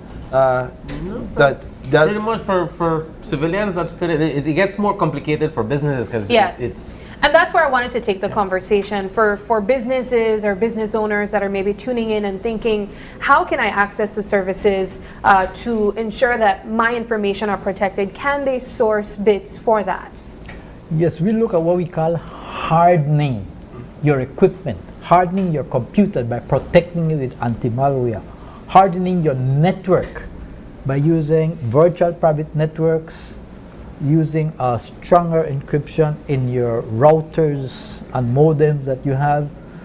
Train your people because that's the way they want to get to That's you. always the weakest link. I can protect my equipment with an anti-malware. Yeah. I can use a VPN on my network. We But can when have my everything person, updated, then they get my person, I go through all of this, and then I give somebody my credit card number, my username and my password, and then you can log into my network and then do a ransomware attack. Most of these ransomware attacks came in because some user went to a website where they are giving you a free program, a free game. You download it, and as you download it, this guy drops in this particular software and it starts working. And it might take a week or a month to do that. Before you notice that he goes to all your files, encrypts them one by one, and then sometimes he sends it to his cloud server so that he owns your data. When you try to get it in there, sometimes it's encrypted, you can't get it, but he has your backup. So he says, send me so much money and I will give you back a key or give you back access to your data. And I would say 80% or more of these breaches are caused by people. So we need people to be aware that this can exist. We need people to be educated as to if you get an email that asking you for a username or password and saying I'm your boss, go ask him if they can send you because somebody could be impersonating you. Yeah. And then lastly, a backup. Because if it ever happens, you have it backed up. You don't have to pay for something that's yours already. So let us know if persons want to reach out to you all as a team for consultations, or if they want to have your voices in to give some advice, maybe to teams or schools or whatever. How is it that they can reach out to you all? Oh, well, we have a website. It's called bitsbz.com. And you could contact any of us because there's actually 6 members of us. There's three of us are here today and the other 3 are at their homes working. So you could reach us through our website. Is there a phone number? Or that's a part of security you don't Just go to the website. Everything is on the website. There's a phone number, there's an email. Yeah. And then we have, among our members, we have guys with different backgrounds from high school to associate to bachelors to guys with masters in IT, right, who have been working in IT. Collectively, our team has more than 100 years working in IT. Yes. Because I'm more than 40. This guy has about 25. She has about 10. The other guys have about 20. So collectively, we've been on this and working on just about every aspect. We've built networks from scratch. He used to own an internet service provider company in San Ignacio. He was providing service to Benques, Socots, San Ignacio, Santa Elena, Bullet Tree. So we built networks from scratch. And huge networks. Yes. All right. Well, guys, thank you so much for stopping by. Again, we want to remind our viewers that if you're interested in getting any of the services from Belize Information Technology Systems, you can reach out to them on their website. Yes. Thank you so much for joining us, and all the best. Thank you for having us. All right, we're going to take our final break, and when we come back, it's all about Glazed Out Belize cooking show. Stay with us. We'll be right back.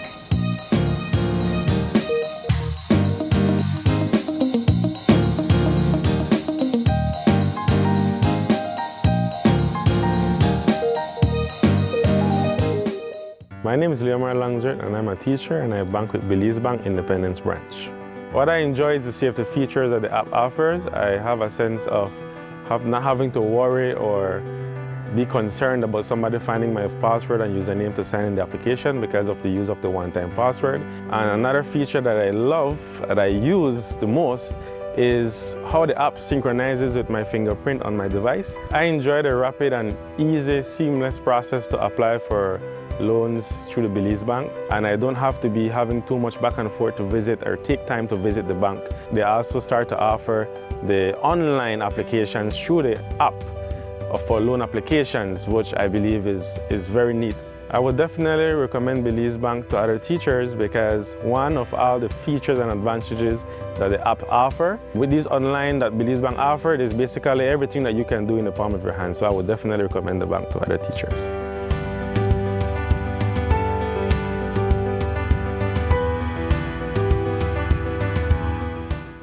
Iowa Belizean. Of course, I will make sure the place clean, especially the places then where we treasure. Iowa Belizean, of course I have a bag for my garbage in my car. Iowa Belizean, of course, I believe that all of we should do for we part to protect the environment. Iowa Belizean, of course I teach my picnic from small enough to throw garbage on the ground. Iowa Belizean, of course, on and off the court. We unite as a team to keep Belize clean. As Belizeans, let's trash the habit and not the beauty. Everything is better electric. Be more efficient with electric vehicles and transforming your home with Energy Star electric appliances and power tools. This helps to create a greener and cleaner world for the next generation.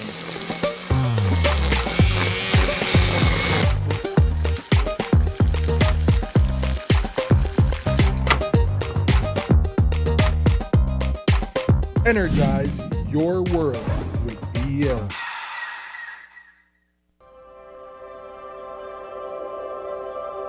For 19 years, SMART has been the pulse of our nation. A journey of growth, innovation, resilience, and unity. From the first call that bridged distances to the data that brought us closer than ever, SMART has been there, weaving threads of connection across our beautiful land. We have been active in providing innovative solutions to enhance our customers' lifestyles. Over the years, SMART has developed and provided various services to meet customers' needs. To the dreamers, doers, and the believers, thank you for making SMART a part of your story. For 19 years of trust, loyalty, partnership, and shared experiences. As we celebrate 19 years of connecting lives and dreams, let's keep the rhythm alive. Together, let's continue to shape our future one connection at a time. Come and be a part of the SMART family, where we empower you and our country today, tomorrow, and beyond. SMART, bringing people together.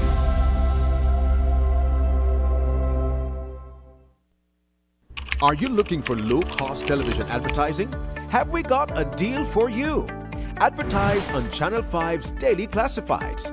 Channel 5's Daily Classifieds is one of the most effective methods for introducing yourself and your business to the community. Use our Daily Classifieds to recruit employees, promote specials, promote your products or services, promote a business opportunity, increase traffic to your website, and advertise items you have for sale. Let us help you to save valuable time and money.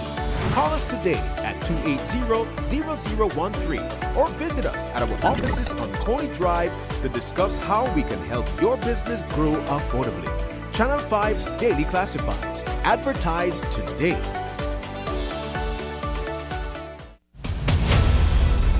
Isani Cayetano, Marian Ali, Paul Lopez. Your News 5 Belize teams do whatever it takes. Go wherever they need to go, so you can catch the story wherever you are, whenever you want, on whatever device. Channel 5 Belize on television, Facebook, Instagram, and YouTube.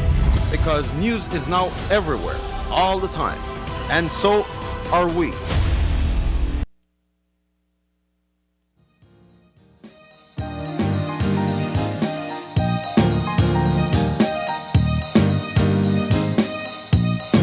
All right, and we are back. This is our fourth and final conversation. It's all about the show Glazed Out Belize, and we have none other than Sean Quillen, Chef Sean Quillen. He's a host on the show, if I'm not mistaken. And we have no stranger to television, our colleague, our friend, Mr. Dale McDougall.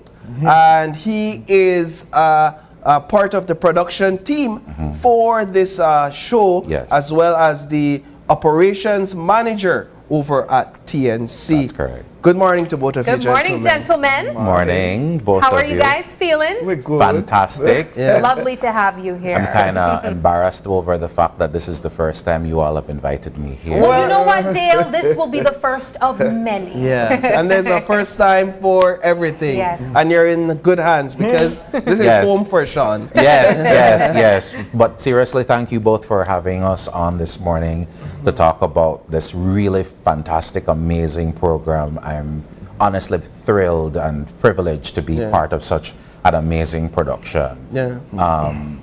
Glazed Out is one of our flagship programs here at TNC.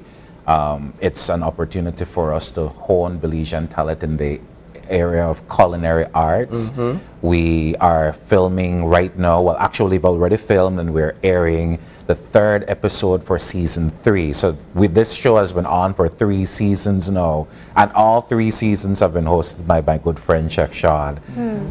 Obviously he's the life of the party during production time and all of that, but really it's an opportunity to showcase Belizean talent. We had 9 chefs who made the cut for the competition this year, and now those chefs are competing for the grand prize at the end of episode 10 rather, where they'll win a cash prize of $5,000 for all their hard work. Well, you know, while I'm in the business of television, I'm so always fascinated with these shows that are shot and then produced and then aired, because you know who the winner is before. We have an idea of who the winner is. We still don't know. The judges' scores are actually kept secret? Yes, until the very live episode. I like for that. precisely the same reason, because I might probably mistakenly tell you who it is. Right. We might mistakenly tell someone else. Right. And the mistake might just continue. Right. Sean, you have been hosting the show since its initiation, correct? Yes, sir. Let's talk a bit about the experience on set. Well, yes, so Glazed Out season 3, but actually it's like 4 seasons, because we started this thing called Glazed Out in the kitchen, where I used to go around with cameras into people's homes and kitchens, professional chefs, home cooks, and we used to document. And then somebody came up with the idea at the national channel that we should do what is like Food Network's Chopped or the Iron Chef, you know? And we have competitors, and we had an application call out, and people apply, and then they're, you know, go down to the process of auditions.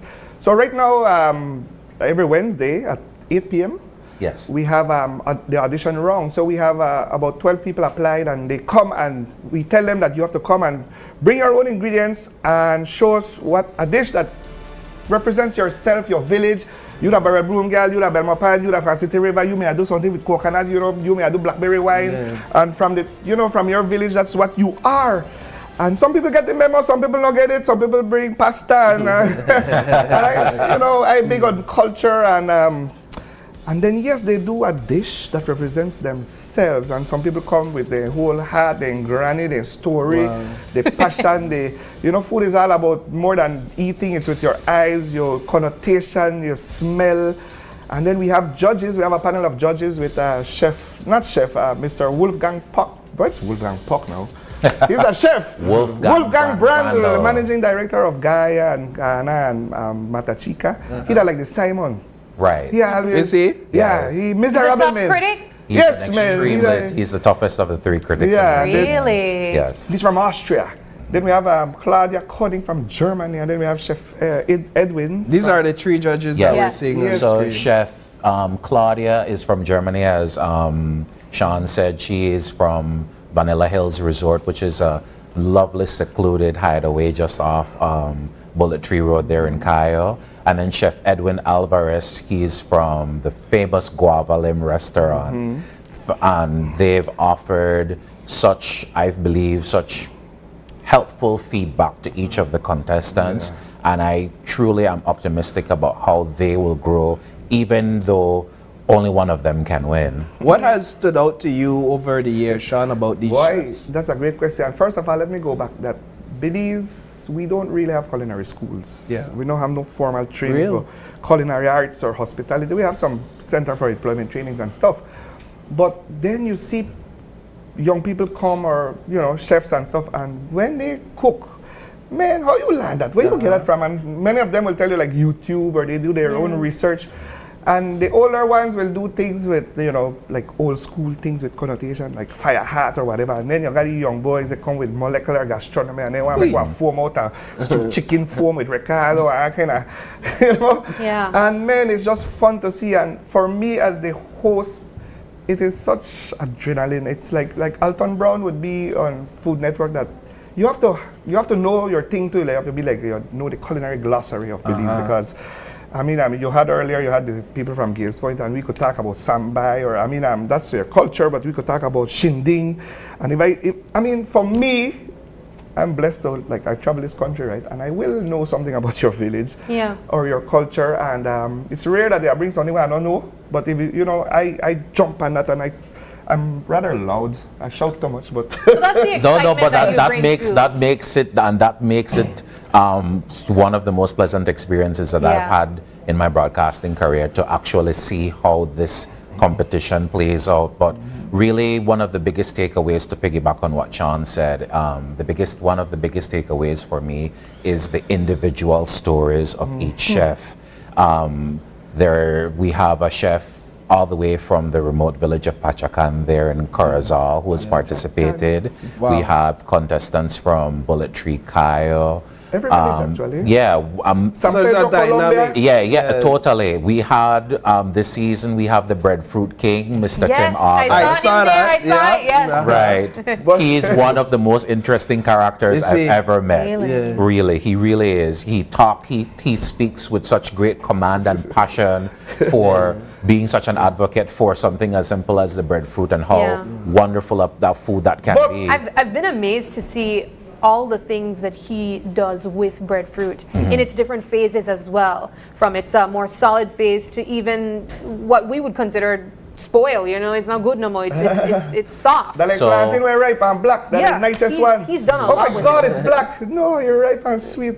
Yeah. So my message to you both is to watch Glazed Out, and you'll see what he does with the breadfruit. I won't tell you too much of it. Well, my question is, this is the third season, but for persons who are not familiar with the show, what should the winner of Glazed Out Belize represent? In my opinion, it should represent somebody who embodies a high level of professionalism, somebody who's dedicated to their craft, and provides that unique sense of Belizeanness whenever they get into the kitchen. That's really what it is for me. I must go from there and say that Belizeanness is the key word there. For me, for my career, I can't be imitating other people, and this is me. I'm not here to make pasta and risotto, because then if I give a judge like the German and stuff, they will know better than me. But when I get in tamales and when the contestants and then no boy, now we have something interesting. Yeah. I'll tell you, Sean, I remember when we were at Hidden Valley and you made charcoal Johnny cake. Yes, darling. Black. Guys, and nice. It was a black Johnny cake. And it was not burnt. It was actually a main ingredient in there was charcoal. Again, it's just playing with our cuisine, and the winner of Glazed Out would always be that person that embraces culture and unique Belizean ingredients, bringing items that, say, I don't know, spoiler alert, but somebody bring like one pacaya, which is it's a kind of a leaf thing, and people from San Pedro, Colombia, these Maya Kekche and the Mopan and the Yucatec, they come with things. I remember one season 2, black marble, which is called Cien in Maya Kekche, and people, Belizean never know what it is, the judges never know what it is. Me, first time to see this thing, and it goes to show that the rice and beans are not only man, we want to have a conversation. Yeah. We have had Garifuna chefs, Creole chefs, East Indian, we have, and then, by the way, this is only audition wrong, right? You have to get into the challenges. Right. When you pass this wrong, if you're lucky enough. What does the challenges look like? The challenges are then we or the judges and the producers, we give them things under a box, a mystery box. Right. And now you might find a pig head down there, or a cow tongue. And you have to incorporate that. Yes, sir. Then you got to make 3 courses out of that. Right. And this is where it gets interesting because you're eliminated every night too. You know. Right. And then you're obviously within the tight constraints of time. So in the introductory rungs, when the chefs are presenting meals that they're comfortable with making, they have exactly 40 minutes to do that and to impress the judges. I was particularly impressed with one contestant who actually deconstructed a tamales.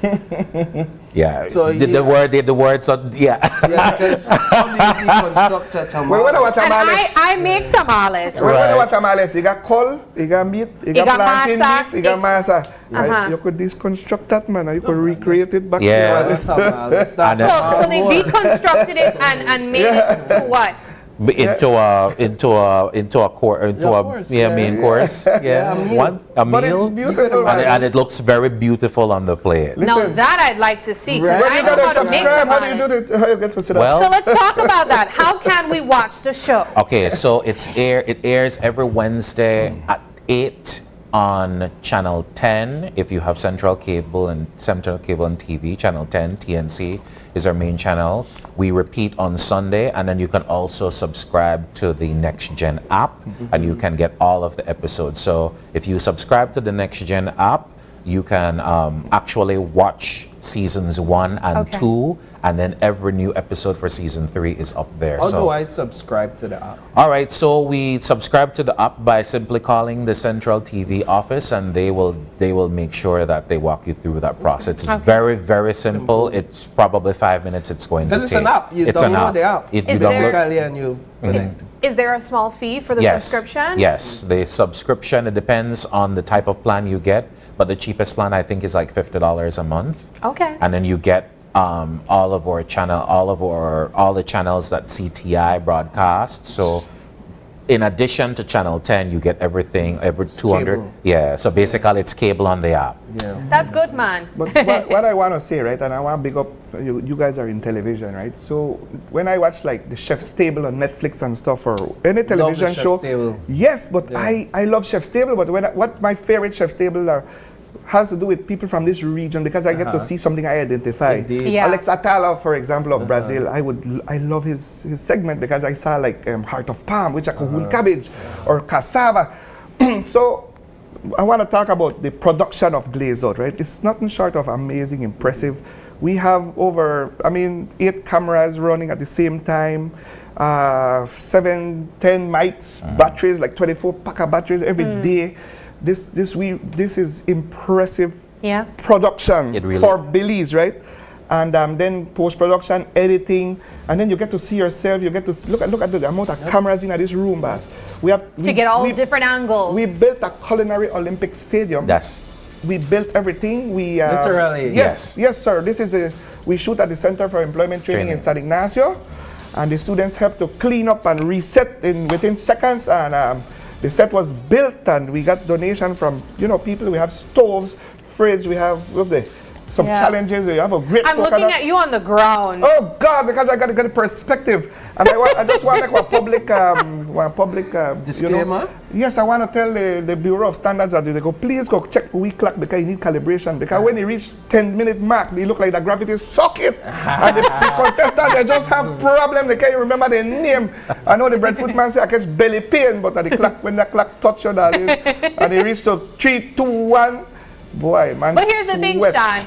I probably won't be able to focus with you there at the side, just saying something. And that's what makes the whole process an exhilarating one. Because you're cooking, you're trying to concentrate. So imagine yourself in the shoes of the contestants. You're there trying to cook, you're watching the clock, you're trying to ensure that things aren't burnt or undercooked, or you forget an ingredient, and then you have the Sean in your ears. Yes, and I've cooked with him, so I could tell you guys, it's quite an experience. And then, of course, the judges don't sit at the judging station. They actually go in and interact while. No, but nerves is the number one enemy, and people. You may do this dish 100 times at your restaurant, and you come to the set and the clock, the 40 minutes, you just, it's human nature. You trim, you get nervous. The cameras, the lights, boy. Well, yeah, and I'll just say that the food that are showing on the screen, the dishes, it just looks beautiful. amazing and delicious. So as we wrap up this conversation, remind us one more time of the airing times and airing days. Okay, so Glazed Out airs on the national channel exclusively. New episodes Wednesday, 8 p.m. sharp, and you can catch repeats on Sundays.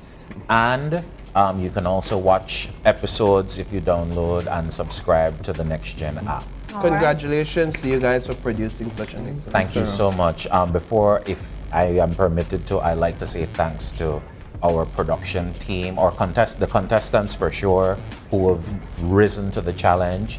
Big thanks to Sean for making it such an exciting experience. Our judges, chefs Edwin, Claudia, and Wolfgang, a big thank you to them. Our production team, huge thanks to them. Brian, Arturo, Eric, Josh, Trey, Trey, Scott, Keith, Marconi. Have to get the all now. Yes, I believe I managed, and Ralph, I managed everybody, and Miss Rose, our office assistant, and our marketing team, Karen, Alan, Jenny, and Esteban. And Jordan. And Jordan, Boy, of course, don't forget. who is the project coordinator on this, of course, and our CEO, Adrian Lazaraga. All of these people, and our sponsors as well. Thank you to each of them for making this. And 100% them, because then I will help. Right. So they help us with constructing Kitchen Stadium, as Sean refers to it. And the production assistants come from actually the students who attend and are a part of Chef NL's cooking program there. So big thanks to Mr. Romero and Chef NL there at Set in Cayo. Thank you to everybody who've made this such a fantastic success. Yes, wonderful. And thank you to you as well, Dale. Don't forget yourself. We can clearly see that it takes an entire team. Trust me, we know exactly what that's like. But congratulations, and we'll definitely be checking out the show. Yes, please do. You will be amazed at our culinary talents. Yes. As Sean said, we don't have a formal cooking education mechanism in this country, but these are really top-notch individuals who just love the art of cooking and being in the kitchen. You and their stories, amazing stories. Wonderful. So, all right. Well, gentlemen, thank you so much for stopping by, and all the best. Thank you very much. All right, we are just about at the end of a wonderful show this Tuesday morning. We want to say a special thank you to all of our guests who stopped by this morning, but also a very special thank you to you, our viewers, for sticking with us and starting your morning right. It is April 9th, and we do have a birthday shout out, Paul. This one's a very special one. We want to say happy birthday to Maggie Habet. There she is, and this of course comes from her friends and family and her extended friends and family here at Open Your Eyes as well. So happy birthday to you, Maggie. I also have to say she's an April baby, and I did not know that she's only days away from my birthday that's coming up as well. When's your birthday? It is the 11th. Okay, we'll save that for that day. So happy birthday again to you, Maggie, and I hope you have a wonderful day. And if anyone else is celebrating a birthday today, happy birthday to you. If you'd like to give a birthday shout out, or if you have any questions, comments, or concerns, you can send us an email at oye@channel5belize.com. You can also catch us on Facebook at Open Your Eyes BZ, as well as Instagram at OYEBelize. Thank you so much for joining us, and please do us a favor and join us again tomorrow as you open your eyes and start your morning right. Until then, keep your eyes, your mind, and your hearts open. Have a wonderful Tuesday.